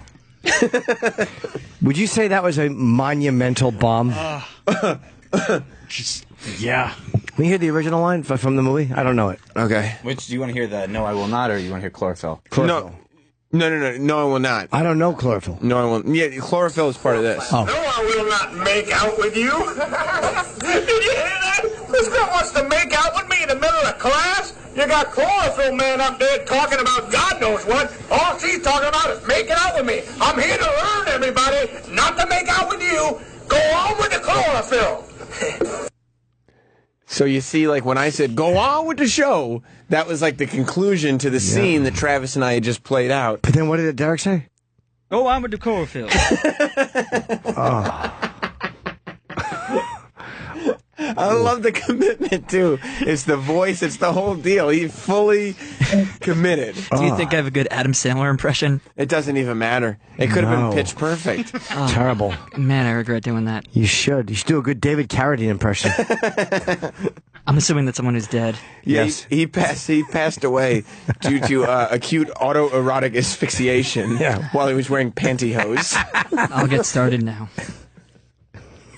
What? Another one? What? That one was just weird. Go on with the chlorophyll. At what point did you realize this is a complete mistake? Because we've all been there before. Quick. Was it like... Oh, it was mid-sentence. It was before, like, at what word do you think you were like, oh, shit? Probably go. And then your eyes turned to me, and I was just like, this is not going to go the way I was hoping it would. No. It wasn't at go, because that's the first word. You could have stopped. If it was at go, I think like... Once I kicked the accent in. The second half of with. Like, I think during the word with is when the sensation probably kind of...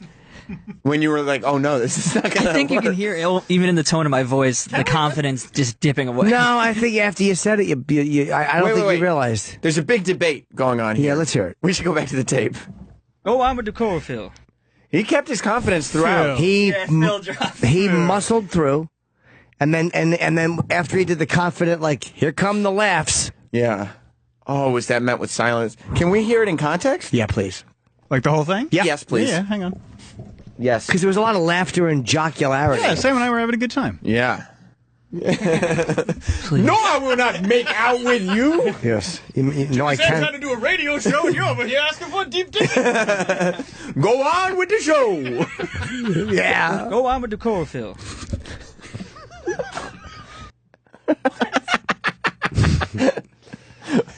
Will you talk about putting the brakes on? Wow. I don't know if there's ever been a better example. Well, probably. That was so great. That was really... Not in the last 6 months. That was really bad. That was... Yeah, that eclipses what, Chip from last week? Yeah. With The Walking Dead? I think, yeah, oh, yeah. Oh, Chip helped that bit, though. When Chip just stopped it in its tracks. The memes. That's on YouTube. Oh, you know what? You called it. It's reasons. We need to set up a camera in that room. Why? Because we don't have his face on video saying that line. You know what I mean? How great would that have been? Yep. You never know.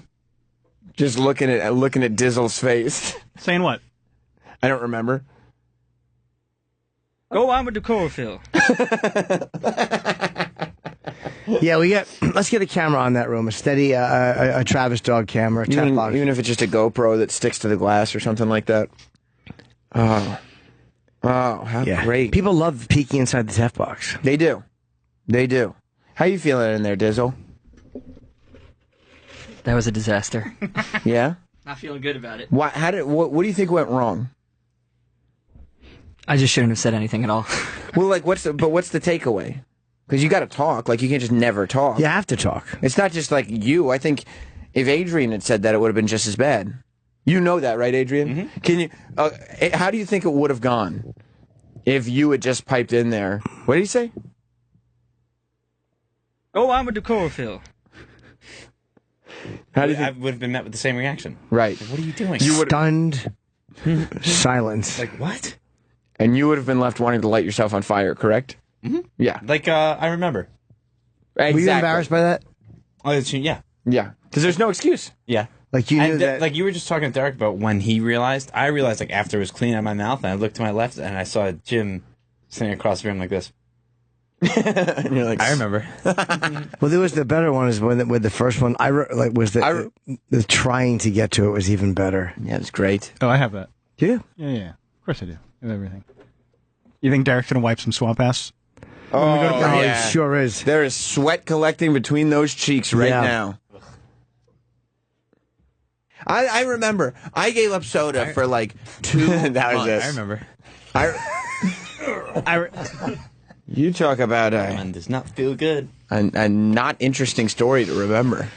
Just the eagerness. So what's the takeaway, Derek? What do we think we did wrong? Comment. It's not good improv to repeat the line that someone else just said. Well, no. You didn't just repeat the line that somebody else said. You actually took the line and stripped it of the joke, of the context, context of the conversation, of what we were talking about, and then just said it was as if you, while the laughs were still going, took a moment to explain exactly what that joke that somebody else just made was. Yeah. Just to prove, like, I am also aware of this inside joke. Yeah. It was like jamming the car into reverse, not even just stopping it. Yeah, I would say it was more like slamming it into a... Do you ever see the... Nope. What? I can't... Nothing? Nope. What's wrong? Just a reference I was going to do, and I'm not going to do it. Why aren't you going to do it? Because I couldn't grab it fast enough to make it funny. Good for you.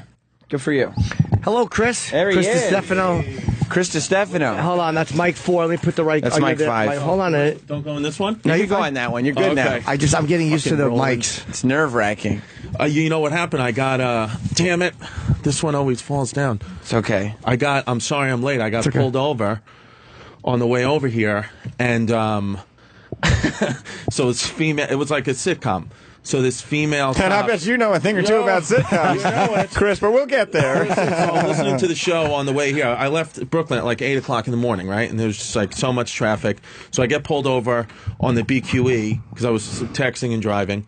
And this female cop comes to the window, and she's like, license, registration, whatever. And she goes, where are you going? And I was like, oh, I'm going to work.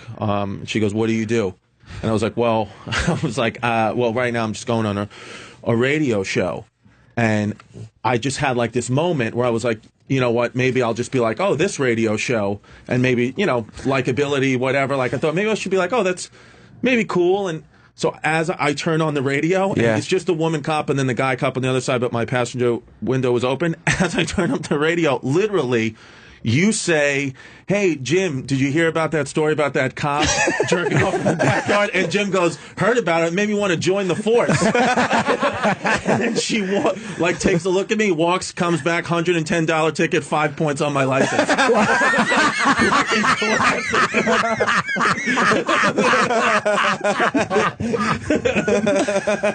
I was like, what the fuck? Wow. 5 fucking points for that? 5 points, $110 ticket. ticket. Oh, That's yeah, sorry. hilarious. Thank you. Wow. 5 points. What the fuck? They couldn't give you a little bit of a break? Yeah, nothing. Well, they could could have. have. But it was horrible timing to just jack it up right at that Oh my moment. God. I'm going on this radio show where they make fun of cops. Yeah, literally, like it could have been any other point in the show, and I turned it up at that moment. I was like, "Oh boy." Yeah. They didn't laugh? Nothing. No, she just looked. She just looked at me, and she was like, "I'll be, whatever." Right back, walked away, and was in the car for like. I was pulled over for like 10, 15 minutes. Wow. And then traffic, of course, just kept building and building and building, and then I was like, "All right, I got to tell Roland I'm That late." sucks. Sucks. But But when she got back, were you like, it's a crazy story though, right? Yeah. About that cop? well, no, I was just like, "I'm sorry." That's what I said. 5 fucking points. 5 points, man. For texting. And I already got like 3 points for blowing a red light or something, so I could be suspended license. That's right. That's 8 points. Well, you can get to 11, right? Is that what you can do? I think so, yeah. I don't know. All right. So Anthony's in trouble again. He got another 100 and something mile an hour speeding ticket. Yeah. He's fucked. He's got to go to court, I think, yet for speed. He just can't stop. It's like, Ant, you're 62. Stop with the Jaguar. You're an Uber driver. I almost got my license suspended once because I got the full amount of points, and I had to hire a lawyer to take care of the ticket and everything and do the whole thing. But it was a speed trap. It was like on the West Side Highway there, where it goes from like. Sorry. You go grocery shopping before you go. I was trying to do it. It's got like paper bags and. Well, I asked Roland if I could have oatmeal, and he fucking just gives me a shopping bag when I walk in. He's like, "Bring this in." But yeah, it was like I was going like. It's like you start on the West Side Highway, and then the speed limit goes down like 20 miles an hour, just like that. Yeah. So like I ended up doing 70 and a 30 or something like that. Oh shit! And that's like it was 8 points. They can arrest you, I think, if you double. If you double your thing, they can haul you in. I get a ticket. I get a ticket every time I'm on Staten Island on where I'm driving. They have cameras by the school, and if you go with 10 miles or more. And you're not supposed to be near a school anyway. Exactly. They just take a picture of it like a red light, and you get a ticket sent to you for $50. I have to pay one like once every week. It's no points on the license, but it's just annoying. It's just fucking it's $50 because they can't technically prove it's you driving, so that they can ticket the car. Yes, and you're going to pay. Is that right? That's why they don't. That's why you don't get points. Eventually, that will change. They will eventually have cameras with facial recognition or with iris thing where they'll you'll absolutely get points for that shit. Yeah, I hope the iris technology. I feel like all of your technological theory is centered around iris detection. That's just part of it. I'm saying the facial recognition. In my gym now. By the way, can Equinox stop? You're my gym. Sometimes he melts me. Yeah. That was a good one. He melts me. No, but what's going on in Equinox? They have an eye thing to get into the executive locker room. You got to look in, and it reads your eyes and lets you in. Oh, really? Yeah. And how about this, Equinox? Stop doing this. Stop fucking when I give you the thing and you go beep. Stop going. Hi, thanks, Jim. Stop saying my name with this forced familiarity and friendliness. I hate it. Isn't Equinox motto like they pay you? It's so much more money a month because they don't want anyone there. Like they want you to always have like an empty gym. Is that what it is? Because it's super expensive. Yeah. Yeah, I think that's why. That's their motto. They're like, we don't want ever to have a crowded gym, so we'll just make it 2-3 times as expensive. Are they notoriously expensive? Yeah. Oh my God. Yeah. I started going there when it was Reebok, and it just changed. Yeah, Equinox is like that's the rich person's gym. It's like what is it a month? Isn't it like a couple $100 a month for executive? Yeah. Yeah. Is that what you are? Yeah. You gotta get that Planet Fitness $10 a month. $10 a month, motherfucker. But it's good. You get your own locker room. You can hang your stuff up. I mean, it's a good gym, and it makes me go. Yeah, no. Yeah. Planet Fit. You try to go to a Planet Fitness in January, and you're not getting a machine. No. Is it that crowded? Especially like the first 2 months of the year when everybody's like trying to knock their weight off. Yes, the New Year's resolutions. Yeah. I go to this place in Brooklyn called the Badass Academy. Oh, That's cool, what it's man. called. But it's fucking sick. I mean, it's like not like conventional, like, like lifting weights. Like everything is a group class, and everything is like, jumping over tires, and you do like that, like CrossFit, American bro? Ninja shit. It's not CrossFit. Is it like a Barry's boot camp? It's exactly like that. No treadmill or anything, but like everything is just designed to destroy your body. So you go to Brooklyn from Staten Island to work out? That's crazy. I hate to travel. Like I go from here to where I got to go, and that's it. Well, I was going because my daughter lives in Bay Ridge, Brooklyn, so I'll go to the gym in the morning, and then I'll go hang out with my daughter for a while. And wait, then, you're not with your wife? Well, we're like right now we're in between, but I was living with my dad's cot in between what? No, well, like in that phase where like I don't know. I've been there a lot lately. Are you guys having a tough time? We were, yeah, over the past few months we were, but now, you know, it's getting, it's getting better. Is part of it because you have a kid? Yeah. Is it the pressures of having a baby, right? Well, what happened with my, I know. With that thing in between, like, you know.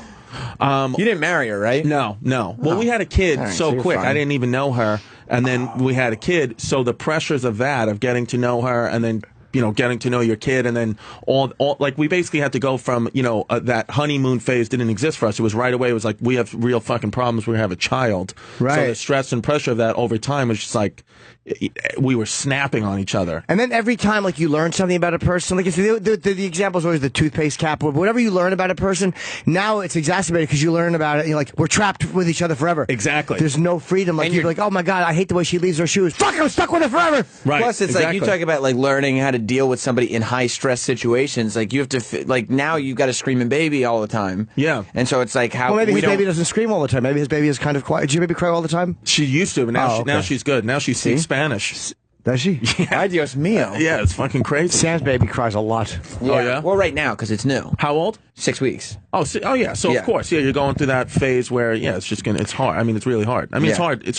It's hard still for me, but I've known the mother. I've known her for like 12 years or something. yeah, you so know it's that, easier. It's you a know little. that bitch a minute. Yeah, exactly, exactly. Yeah. So it's easier. Yeah, because with us it was just, you know, and then with my career, like traveling and all that, she didn't understand that, so she was getting on me about that, and then that would cause problems. But now That's probably going to slow down, though. I don't think you're going to keep traveling and stuff, you know. Yeah, you hang around the house a little bit. It's better for you. Yeah. But now she's, you know, now like as 2.5 years have went by and she's like learned what my career is, I've learned about her. Now it's like, you know, starting to be like settling in, but it was crazy for a while. You're young and in show business, which means that should you be successful, which would be the goal, yes, it gets more difficult. Right. So if like if the beginning is tough for a person to swallow, right, like that's why it's good with me and my wife, because like in the beginning, I was like, this is just what it is, and it's weird, but this is what it is, and she was cool with it. So now, as I do more stuff and it gets more weird and there's just more stuff, she's cool with it. But if you're not cool with the beginning stuff, the stuff that comes later. Is your wife Puerto Rican? No, she's not. There's a big difference. The baby's father is. So that makes it cooler. You know? It's the Puerto Rican tempers flare sometimes. Well, it's just you know, she's just got that. But now, if I think everything about her, I was going to a point in my relationship where I was like, everything's, you know, bothering me, or if she gets like jealous or crazy or fight, I'd be like, this is the worst thing ever. But now I just look at it and I kind of like laugh it off, and I'm like, you know, if you said something nuts, I'm like, that's nuts. And then I'm just like, you know, we just keep moving on. And it's better that way. Because what I've noticed about her and about most relationships is like these fights, you know, like usually somebody is just prolonging them for whatever reason. Like, but if somebody just lets it go, it's like a few minutes go by. It's hard to do, though, right? It's hard to fucking not scream back. Well, yeah, well, it's hard, but you know what? My daughter's softened me up so much that, like, now I don't want to fight in front of my baby. So there'll be times where, like, that would have been a fight if there was no child there. But now I'm like, you know what? Baby's sleeping. Let's just, whatever. How old is your kid now? She's almost 2. So are you worried that, I mean, pretty soon the Puerto Rican genes are going to hit in there? Oh, yeah. And that's only going to be tougher. Yeah, I mean, probably. I mean, I haven't thought, I mean, she already kind of gives me that look, you know, that her mother looks, you know, when her mother's like, knows that I'm lying. You know, when I'm like, oh, I don't have any more, there's no more chocolate milk left, but I just don't want to give her chocolate milk. She's looking at me, she's like, you lying ass motherfucker. Sucking her teeth. You be lying, Poppy. Does she? Now you have your pilot. I heard was very good. Yeah, it was. Yeah, yeah. And speaking of jealousy, I was just thinking about because the girl who plays opposite you. Oh yeah, Diane Guerrero. She's like the hottest chick ever. Beautiful, great actress, beautiful, great girl. She and you know.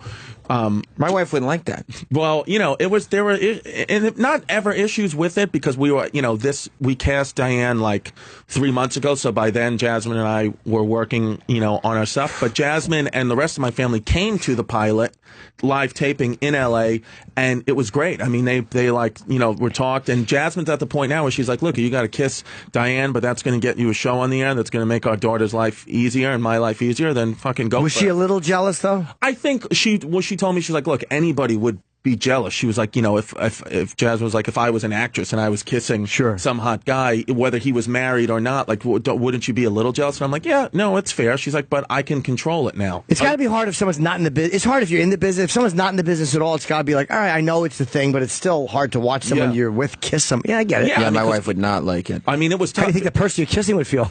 That's me. Well, I know, and we had to do a lot of you know scenes, reshoots, and all that. Good, write it in. Right, I know. But you know, my dad was there. My dad came to the live taping too, so he was like sitting next to Jasmine the whole time, and he was like, you know, I'll calm her down. Crazy. I'm like, what does that mean, Dad?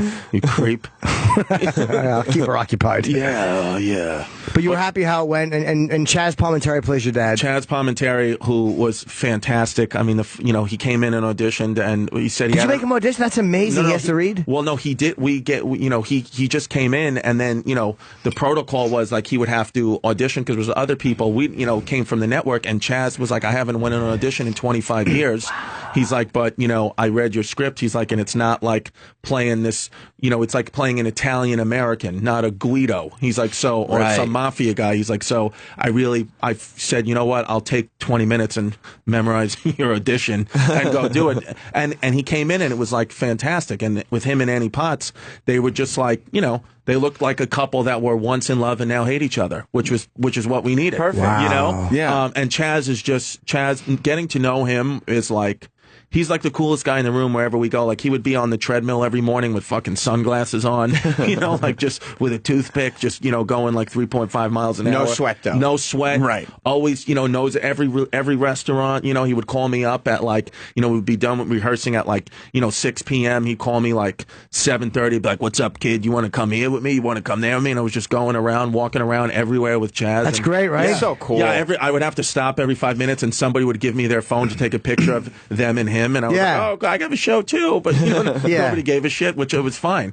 But it was one of those things where I was like, even if the pilot doesn't get picked up, I know that I made something that I'd be proud of. Sure. And and for a guy like Chaz, who's who gives my show, I think, a little bit of edge, and a guy who's been in the movies for years and is respected by everyone, for him to be like, at the end of the pilot, like, I feel like we made something great, was really cool for me, How do you, man? And you also got, and she's, and Diane Guerrero is pretty, Diane Guerrero was like, she's such an amazing actress. We saw audition 450 girls for the part, and when she came in, everybody was just like, yeah. That's how competitive it is in L.A. Like, even established people like her and Chaz have to audition. Of the 450 people, like, there were names. Know people. Absolutely. Wow. Yeah, there were names, like a lot of names that came in, but Diane, she was so great and so great on set. And I feel like what I'm hoping is, I have Chaz Palminteri and Annie Potts to, who like maybe the older generation knows, and then Diane, Orange is the New Black is one of the biggest shows of the past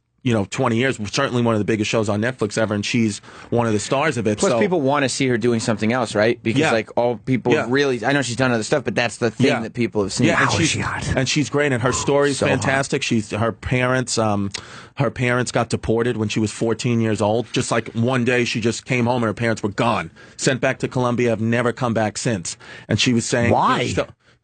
I don't know. They got deported, and she's such like a big activist, and goddamn ICE fucking agents. hates Trump, right. But she was saying like nobody from like Child Protective Services ever checked on her again, and she was raised by different families in the Boston area, God. And just like came out of like this shit situation. She's so strong, and that's why when she came in, because that's what I wanted. I was like, it's somebody representing my child's mother. I need this woman to be able to play, the funny, but also be a strong Latina woman on the air, and that was her, and this is her. It's nice that it's your real life too. It's not like it's not a stretch. And someone's like, yeah, his wife is so hot, but it's like you're a handsome. It doesn't look weird to see you with a hot woman. Yeah, like they put some dumpy guy, like no disrespect to Kevin James, he's gotten in better shape, but he shouldn't be with a 10. Yeah. Kevin's a good-looking guy, but he should be with a 6. Yeah. No, because Are you flirting with Chris a little bit? Hell yeah. No, I'm just saying it didn't bother me. No, I'm saying when I see a couple that you're like, I could see you them like the way together. Chris looks. It's cool. Yeah. No, that's not about be flirting with Chris. But No, it's all good. I'll be jealous because I have other Sam doesn't like when I compliment other men's looks in the studio. he gets upset. Sometimes I'll tell Adrian's juicy Cuban thighs. Fucking Sam gets all crazy. He's not the only one with thighs. Yeah, good luck with those. All fat. He doesn't care for it.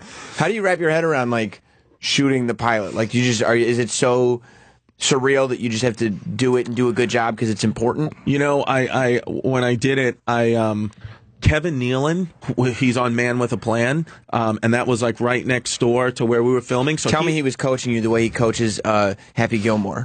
You know, that's the balls. Well, no, but he would come by the set. Like he came by the set like 4 or 5 times just for no reason, just to like check in on me and check in on the show. And he said to me, he was like, it was like the second day or third day of the rehearsal, and he was like, you know, these pilots. He's like, it seems like you got a good pilot. He's like, but you know, numbers game, and these pilots are just so hard to get on the air. He said, so every minute of this, you know, just savor. He's like, just because you don't know if you're never going to have a first pilot again. You may have more pilots. He's like, and you know, this pilot may turn into a TV hit.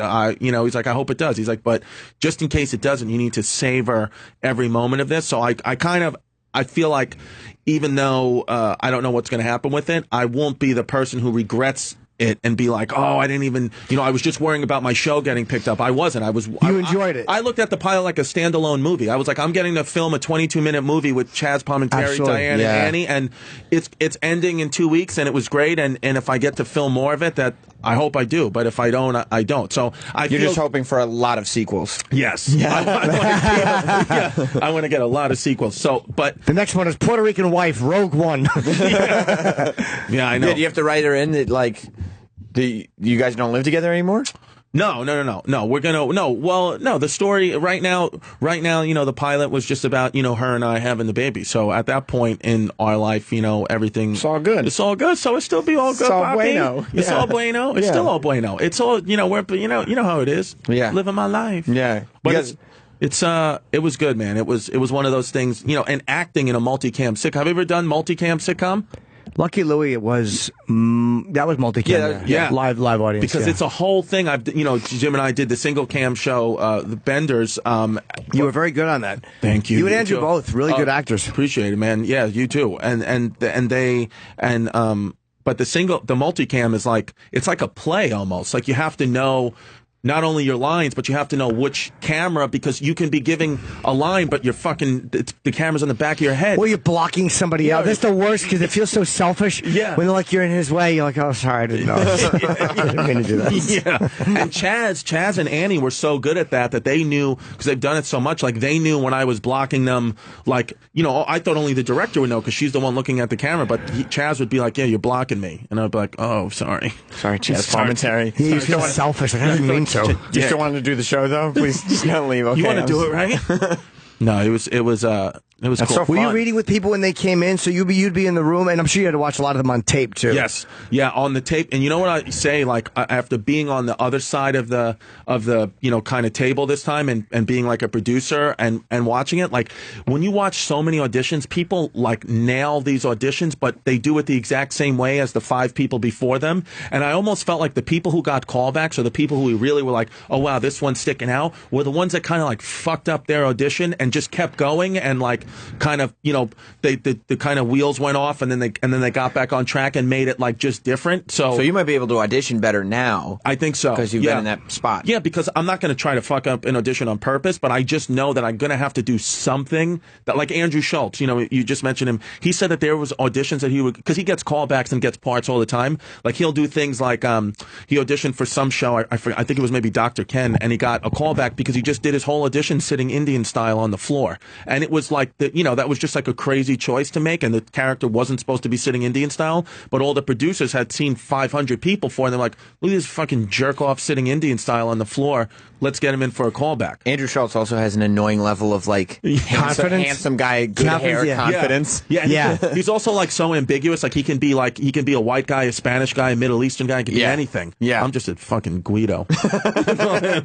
You're just kind of this like weird, nervous. Like I don't know. I love when Ricky Velez, who I want to bring back in. He's back in New York. Oh, yeah, I was like saying him. how confrontational Andrew is, which I think is really funny. Yeah. Like he's like, yeah, he's with my girl. They were arguing the whole time. Oh yeah. Andrew will always. I think he's one of those guys. He always wants to make it a little uncomfortable. He likes to debate. Yeah, he's a debater. Cool. But he's good. But you got to respect that. You know, he's always he's very honest. He never is that guy that's just will say something to try to be likable in the room. He'll just tell you how he feels. I love watching him ask people questions when I know he's just has zeroed in on something. Yeah. So he starts asking somebody to explain their statement, and I'm like, oh no. Because then he's just looking for that one hole where he's like, well, this doesn't make any sense though. Explain this to me. He has like that. It's probably like that lawyer thinking where some guys just love, even if they take the opposite side, they just enjoy a good debate. Yeah. It's probably not even anything he's always invested in. Some people just like to debate. That's fun. Yeah. Sometimes in the street, because we both have done like so much of the same stuff with like Benders and MTV and stuff,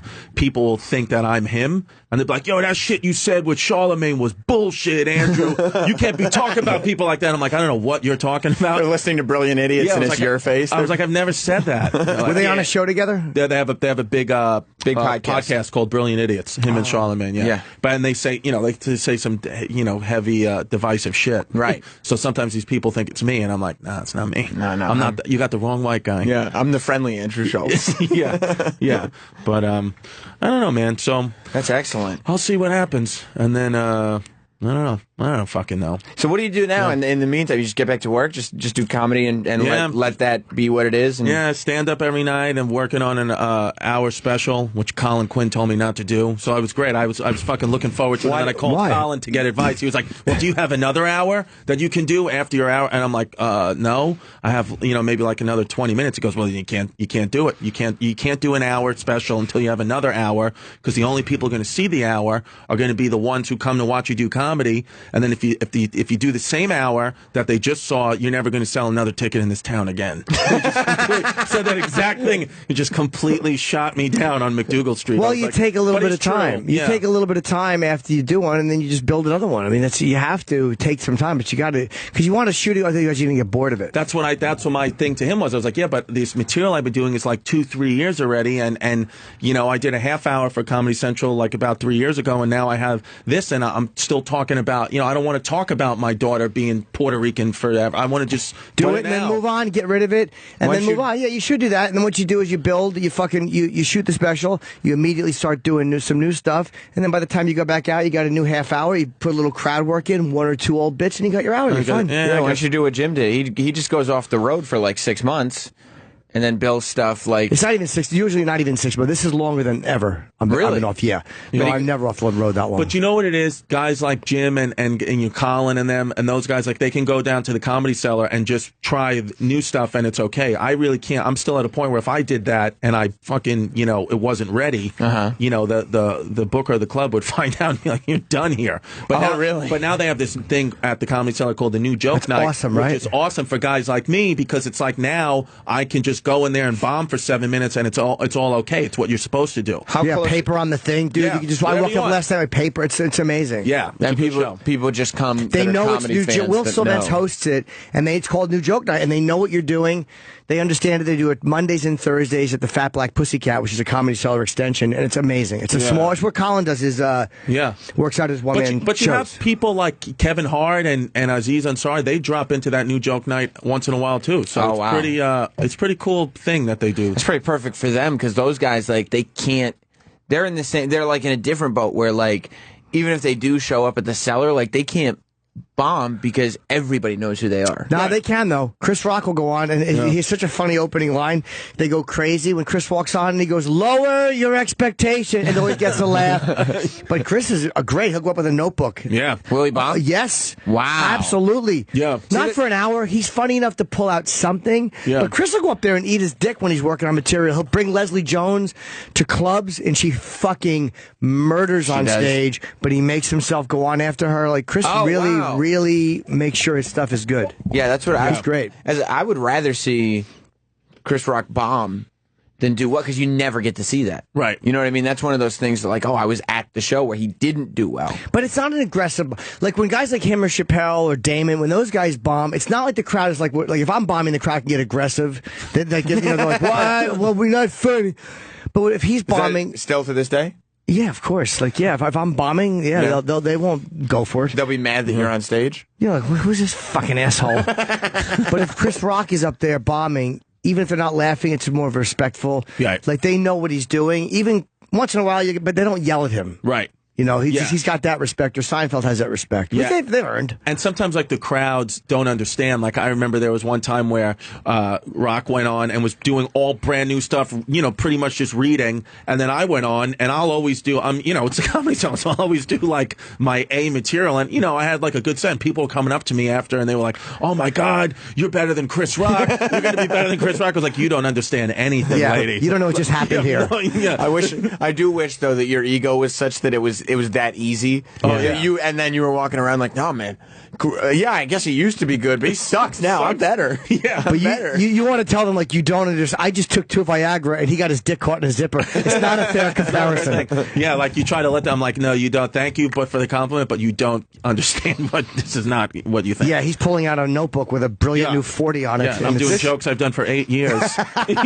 Right. That's the weird thing about comedy, that, like, a lot of, like, the base audience doesn't necessarily, like, know what to be complimenting. You know what I mean? Yeah, like they don't. I think like it's a hard thing sometimes. You know, and it's just like when audiences laugh at stuff that, like, you know, Jim and I or other stand-ups will realize, like, it's, you know, pretty hacky, easy material, but the audience be like, that person's a genius, and you're like, well, they're not.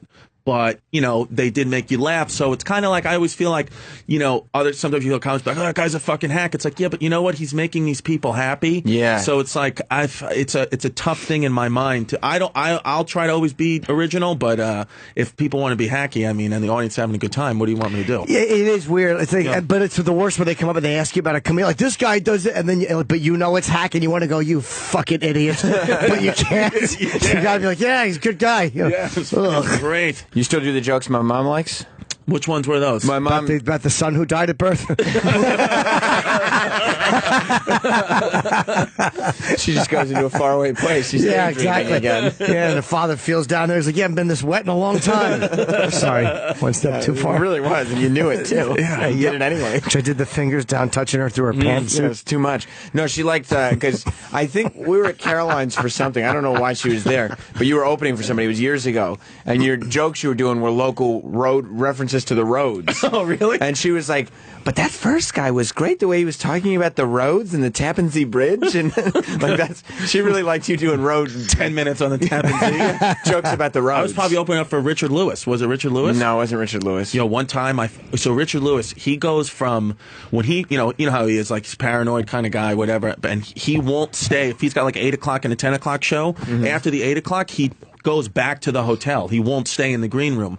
So I was doing comedy. How far away is the hotel? Depends on where you're staying. It could be 5 minutes, 10 minutes. Well, he was in a taxi. I know that, so I don't know. But I was doing comedy for like a year and a half, maybe, and I don't even know why I was opening for him, but I was. And so he leaves after the 8 o'clock show, and then they would put me on stage and be like, just go until we give you the light, which is terrifying for a new comic, because they're like, you need to tell me, am I doing 8 minutes, 10 minutes? Like, I have a whole thing planned, and like, just go till you get the light, and it's fucking horrifying. So I had maybe been on stage before that, the most 15 minutes, the most. And Caroline's packed, 400 people, Saturday night. Richard Lewis gets into a car accident in his taxi on the way from the hotel back to the 10 o'clock show, and there's no other comics. He only likes a 2-man show, me and then him.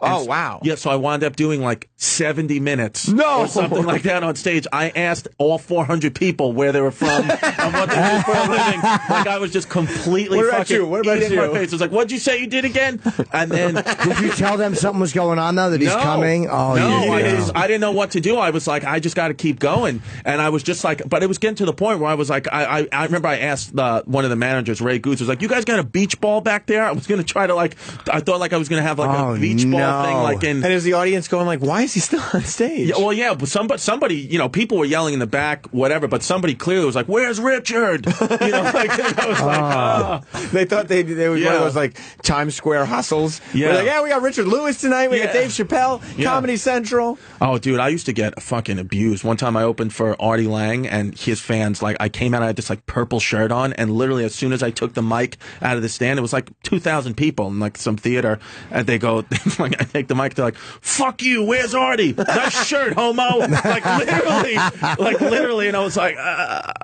and then Artie had to get like on the God mic in the back and be like, "Leave him alone, I'm coming out," and then like the crowd went nuts when they heard his voice, and I just fucking. Oh, a nice surprise! Yeah. Hold on. Hey, how's it going? Hey guys. What's up? Welcome. Craig Ferguson. Yes. Do I have the right mic? Do you know Chris Distefano? What's up, man? How's it going, man? Hey, how are you? Wow, we didn't know you were coming in. It's just perfect. Hi, Craig. Are you on right now? We are on the air. Here right now. Oh, I love this show. We were just talking. Chris was just talking about we're talking about bombing and opening for somebody more famous, and the crowd doesn't want to see you, and they want to see the person that you are.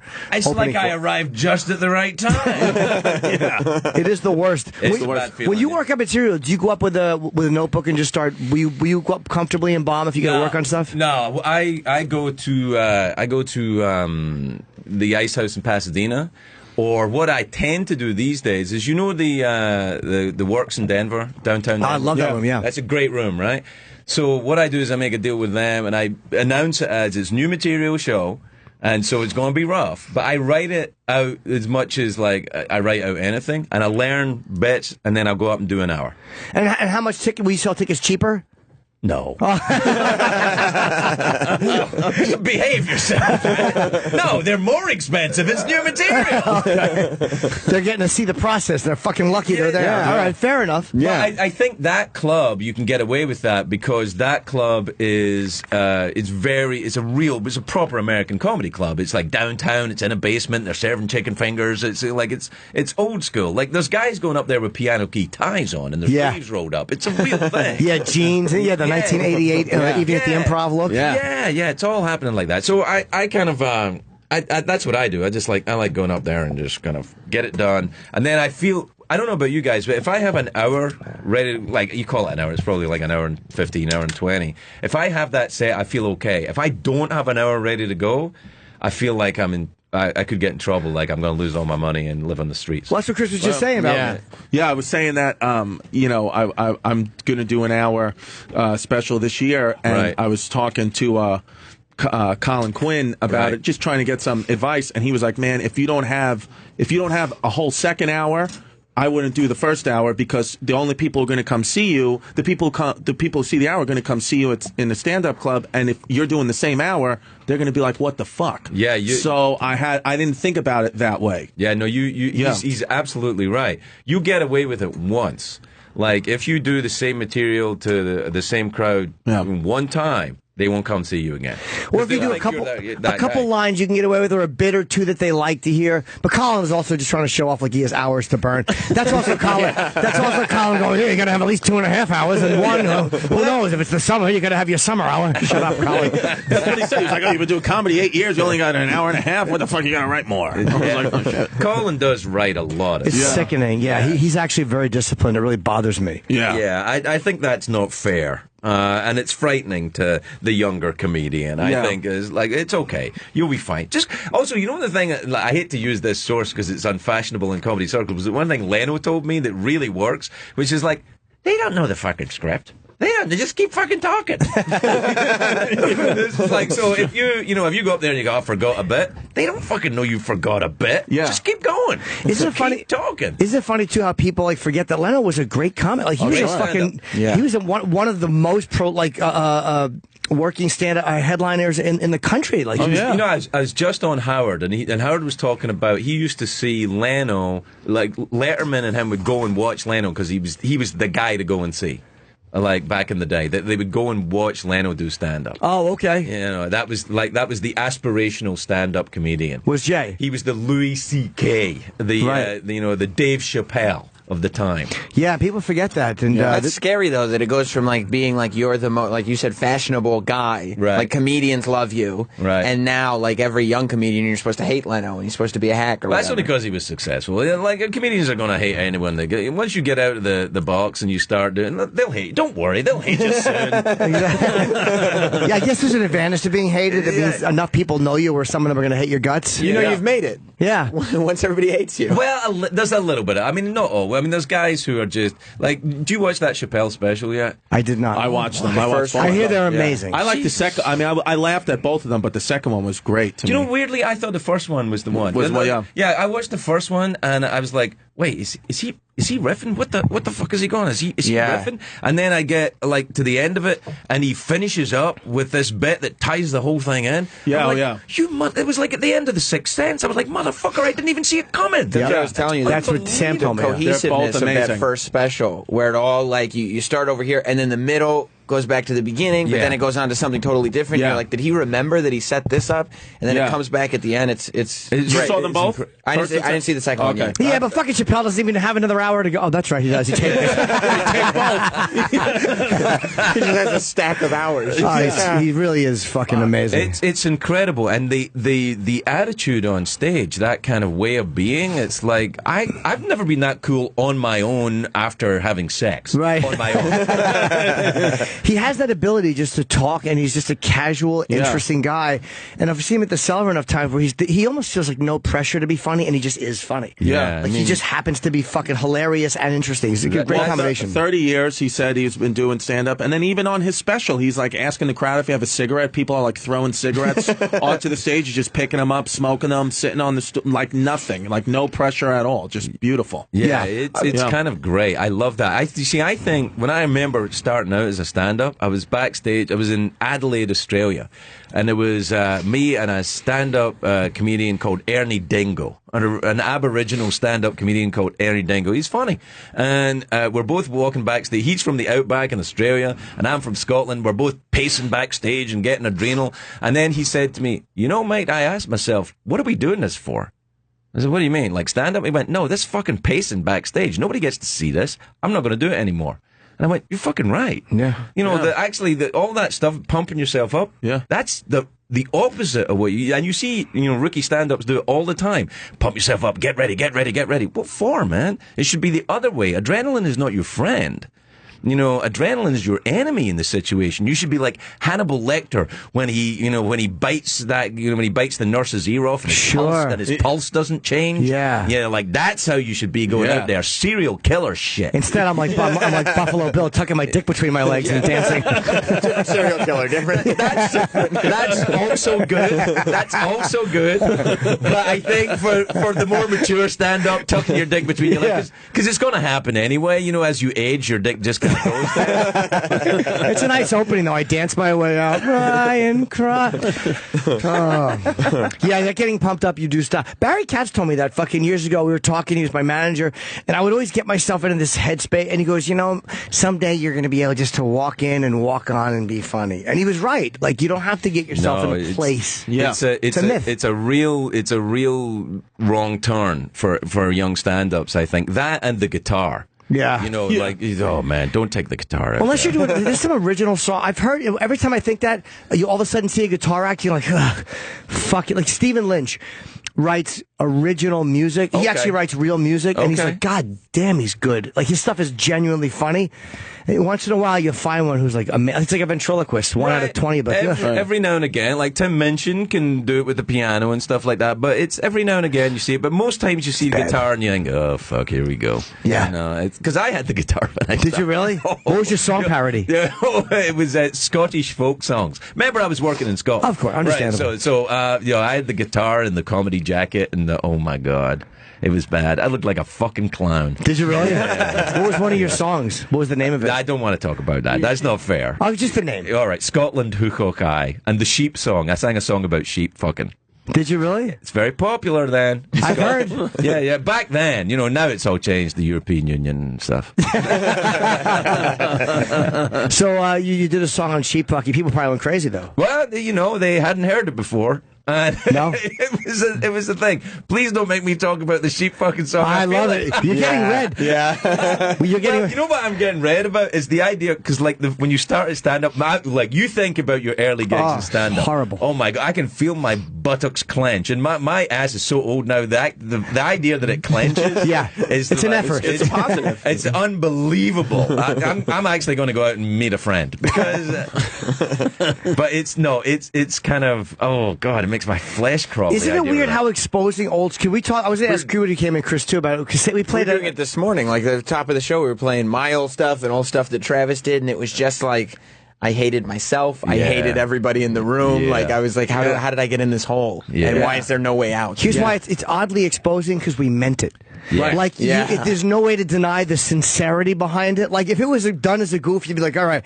But, like, I meant it, and they know that was meant to be good. Just being dead serious with that. Do you have any bad tapes of yourself from when you started? Stand up? Yeah, or anything. Yeah. Well, when I was 14, I don't know if I have the tape. We might have the tape, but when I was 14, the Backstreet Boys and NSYNC were like a big deal. So me and my friends tried to make a boy band, and we taped ourselves like with original songs and dancing. And it was fucking. But it was a legit try. It wasn't like a parody. No, it was a legit try. We tried to send it into I don't know, somebody knew some Nambla? Oh, dear God, man. There is a limit, Jim. Come on. Well, I was wondering what we were sending it into. It was just a guess. Yeah, but that's it. My stand-up was, You still have the music, do you think? I think I'd love to hear one of my friends definitely has it. Would you be interested to hear that, Sam? I'd love to hear the tunes. I would. It's probably better than you think. I bet there's a hit in there. I wouldn't doubt it. There's no way. I don't know. Do you sing? No. So why do you think you could be in a singing group? I don't know. It just looked like an easy way to hook up with girls. Just I think that is a totally legitimate way for a young stand-up to start out, because who ever really got into this other than the only reason I got into doing stand-up was to meet girls and get, be in a profession that was tolerant of active alcoholism. That's a great combination. Yeah, you meet girls, you get drunk, you don't work in the morning. What did you do before it? I was a drummer in bands. Oh, you played music, okay. Yeah, it's a similar type of setup. But you do have to keep tempo and, and stand-up, you can be pretty drunk and still get through it. Sure. Yeah, I mean, it's not great, but you can get through it. What kind of music was it? This is punk rock bands. Oh, wow, okay. Yeah. And were you guys good? No, but you didn't have to be good during punk rock. It was the whole thing. Like, everybody was in a band during punk rock. Everybody. It was like when you were doing boy bands. Everybody was. You didn't have to sing. Everybody was in a band. If you weren't in a band, you weren't participating. Right. It was like music was everywhere. Yeah. And so.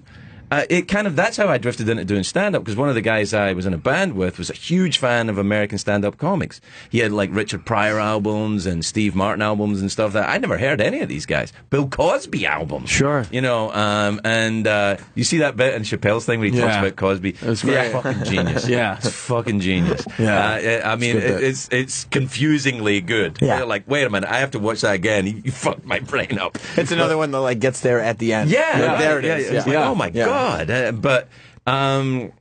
So I kind of drifted into it through being in bands. That's what brought me in. It was never. I learned to love stand up after I started doing it. I wasn't a fan of it. I'd never even thought about it. I started watching. It's funny. I was in like a punk rock thing the other night. I was watching old Gigi Allen stuff. Talk about combining music with some kind of a weird. He was a pretty good musician, right? No, it was a little not the best. Not the best music, no. But it was fun to watch. The tolerance range for bad musicianship in punk was good, because it wasn't really about music. Right. I mean, it was about music, and the stuff that lasted was music, but it wasn't. It was all about attitude and fashion and rebellion, and it was kind of a movement. Right. Like, not in the way that fucking shit on Twitter is a movement. It wasn't a hashtag movement. It was a fucking movement. Yeah. And it was a change, in art and how art and fashion and performance and everything was viewed. So it it threw a lot of people forward in a lot of different eclectic ways. Why do you think the Sex Pistols, they were never particularly great at their instruments? You know what I mean? I don't know about that. They were newer. They said like Sid couldn't play the bass that well. No, Sid couldn't play for shit, but Jonesy, the guitarist. Steve Jones, yeah. Yeah, Jonesy is an excellent guitarist. I mean, technically, finger-wise, he's not Joe Walsh, but that sound that he created, I don't know how anybody got that, and he still works using that sound. And then Cookie, the drummer, is really good. So you got a really good guitarist and a really good. Oh, so maybe drummer. It was just Sid. Maybe they felt Sid couldn't play at all, but Matlock, who was in the band before Sid, he could play. You know, and then, you know, Leiden is what he is. You know, Yeah. he's like a force of nature. Yeah, he just complimented Trump. People are fucking freaking out because he just sided with Trump and said he's lovely. He's like, the working class have spoken, and I've heard them. How is that? Yeah, that's not that surprising. It is, because, though. because but everybody hates Trump, so why would he also hate Trump? Well, yeah, thinking of Right? it that way, but I would never have seen him coming with that opinion. That's completely shocking that he said that. I think that's why he said You it. might be right. He enjoys I think upsetting people. Yeah, the saying completely shocking things is kind of his thing. Have you interviewed him? Yes, I have. We've had him on a couple times. Once with Anthony, I think once after. He's a really fascinating guy. Yeah, no, he's a smart guy and interested and weird and an odd mind and likes to say things that annoy people. So after all, do you like having a daily gig? Like, after being in bands and comedy, like a TV show becomes a daily gig, and you've got the daily gig now here doing the radio show. Yeah. Like, well, the radio show is different, though. Like the TV gig is actually that's kind of relentless and not as much fun. This is like we walked in here today. There was no plan, so there's no I didn't talk to 25 publicists, and there's not a lot of business going on. It's just like, no, I like him. I'll be there in 10 minutes, and you just walk in and do the show. It's a very different vibe. Sam, they're telling us Craig has to go. I didn't know that. Travis, my mic, for some reason, I'm not picking you up. I'm just here. So, that's my fault. I apologize, but we didn't know you had to go. So I got a thing, but I wanted to come and say hi and thank you for being on the show last night. It was really fun, man. You were awesome, man. Thank you very much. And I remain a fan. Good luck with your special, young man. Thank you. Don't play the guitar. All right. And you know you don't have to have a whole hour ready to go. I think Colin's being a little fucking tough. Colin's showing off. You're gonna have a new 90. Shut up, Colin. He's being a little tough on you. Should we take a quick break and take a leak and come right back and wrap up the show? Should we break? Yep. We got to take one more. Yep. Thanks, Craig, for coming in, and Chris, you're hanging. Yeah, man. Yes. Cool. Drilling a hole in between the stall doors, and Chris had to make a phone call, so he'll be back soon. I'll put Chris's mic on in case he comes back. There's Aid's mic. There's my mic. So far today has been a very fun show. If you're tuning in late, you missed a lot. We covered some really good rap. Sam played some humiliating audio, and Derek had a recap of the show. Yeah, I am, because I'm waiting for everybody to come back in. If anybody might tune in late, and Derek had what is arguably the greatest bomb in the last 30 years. Oh yeah, Chris didn't even get to hear Derek's I heard it on the radio. Oh, you did? I heard hear it it. in my car. Yeah. Can you hear that line again, Travis? You think it was bad? Yeah, well, I didn't. The only thing I didn't get the reference. I didn't When either. he bombed, I You see heard Billy the bomb. Madison? You know what? I did see Billy Madison, but I don't know if I know enough. What a dick face. Well, hold on. That's the new way of getting attention. It's a way I focus the room. It's cute. Travis, go ahead. I will not respond to that. But that's how I do. The fans demand it. They love it when I do this. Go on with the chlorophyll. Oof. Oh my God. yucky. Let me turn on mic 4. Okay, mic 4's on. Derek. Oh my God. How do you feel about that? I'm still not feeling good about it. No. This one might take a while to get over. You shouldn't ever get over it. Yeah, I don't think the fans was are a going to get stinker, over it yeah. either. Did you know that was going to be such a bomb when you leaned in? Just say no. No, of course you didn't. You thght it was going to be a hit. I had high What was hopes. like your moments before, like leading into it? I know that movie. And then Yeah. slow. Just Wow. You ate a big old dick on that one. Oh man. Yes, I did. Well, I just ran in Sway's show. I just went, and it's like there's like 50 people in there. Of course. And I'm walking by, and Sway's like, "Come on in." And then he goes, he has Magnolia Bakery. And he goes, yeah, man, you see, it's like 50 people in there. He goes, you see, he goes, when my friends come in, they bring me gifts, Magnolia Bakery. He said, what do you ever bring when you come in? And I said, the laughs. Bombed. Oh, really? Just, no. 50 people just looking at me. I go, and he goes, the laughs. And I was like, the laughs? That makes me feel a lot better. Yeah. And then he was like, get out of here. Boy. Were you embarrassed? Dude, yeah, I was sweating. Like, I was almost like, and I was like, and then I was so, like, close to him, and I just tried to, like, recover. I was like, man, I shouldn't be smelling your breath or something like that. And then he was just like, what are you talking about? So you tried to bring the laughs at that point to prove that you had brought but you didn't. And then I tried to do like a guy from De La Soul is in there. I was like, oh, yeah. He goes, De La Soul? I was like, yeah, even white people listen to that, whatever, just trying to get Nothing? in. bombing, and then he was like, "All right, done." Did you bomb just now? Just bomb. Literally a minute of just miss after miss after miss. Wow. And then you realize, like, I should have just stuck to Jim and Sam's show because everything would have been fine. But now you'll go home today knowing that, like, oh. And then I was trying to, like, run out of there, and I kicked somebody's book bag, and I think he had, like, one of his cameras in there, and he was like, "Oh, my camera's in there." I was like, fuck. Oh, it was a disaster. Literally, it's just a minute. It was a minute of my life. Disaster. I've never gotten called in a Sway show. I want to now. I want tape of that. Well, Actually, we can find it. Can we get tape of that for tomorrow? Seriously, yeah, please, because I said brought the laughs, and you could hear a fucking pin drop. 50 people. What do you bring? The laughs. The laughs. You do just not. Awful. I bring the funny, bucko. Oh, that's the best thing I've heard in months. Great. It really sucked. But you excited for Orlando on Friday? No. What? It'll be fine. What do you mean fine? I'm more excited to hear his bomb on Sway tomorrow. Get it. Well, it was just, it was on the air. It was live. God, I want to hear that. Yeah, I don't know if they have on demand. There's got to be. Someone's got it taped somewhere. It's, Yeah. Then he, like, asked me, like, when I was going to, he was like, "Oh, what's the name of your show?" And I was like, "It's Untitled." And he's just like, "You don't have a name?" He's like, "No." Hey, you bashful boys. It's time to wrap up the show. We have 1 minute left. We only have 60 seconds. I hope that's enough time for you to finish. Chris Distefano, good seeing you, man. You too. Thanks for having me. Of course, anytime. What are you plugging and you have any gigs? I'll be in Portsmouth, New Hampshire at the Red Hook Brewery next Friday and Saturday, April 7th and 8th. Cool. And on Sway's show, if it replays, definitely check that out. On Sway's show, bombing, bringing the laughs. Sam, and plugs? No, I'm fine. Okay, Jim? Yes, I do have a plug. That's how I'm going to do it. I'm going to dress myself in the third. I have just the Netflix special is out now, and I got the Borgata August 5th. 2 shows.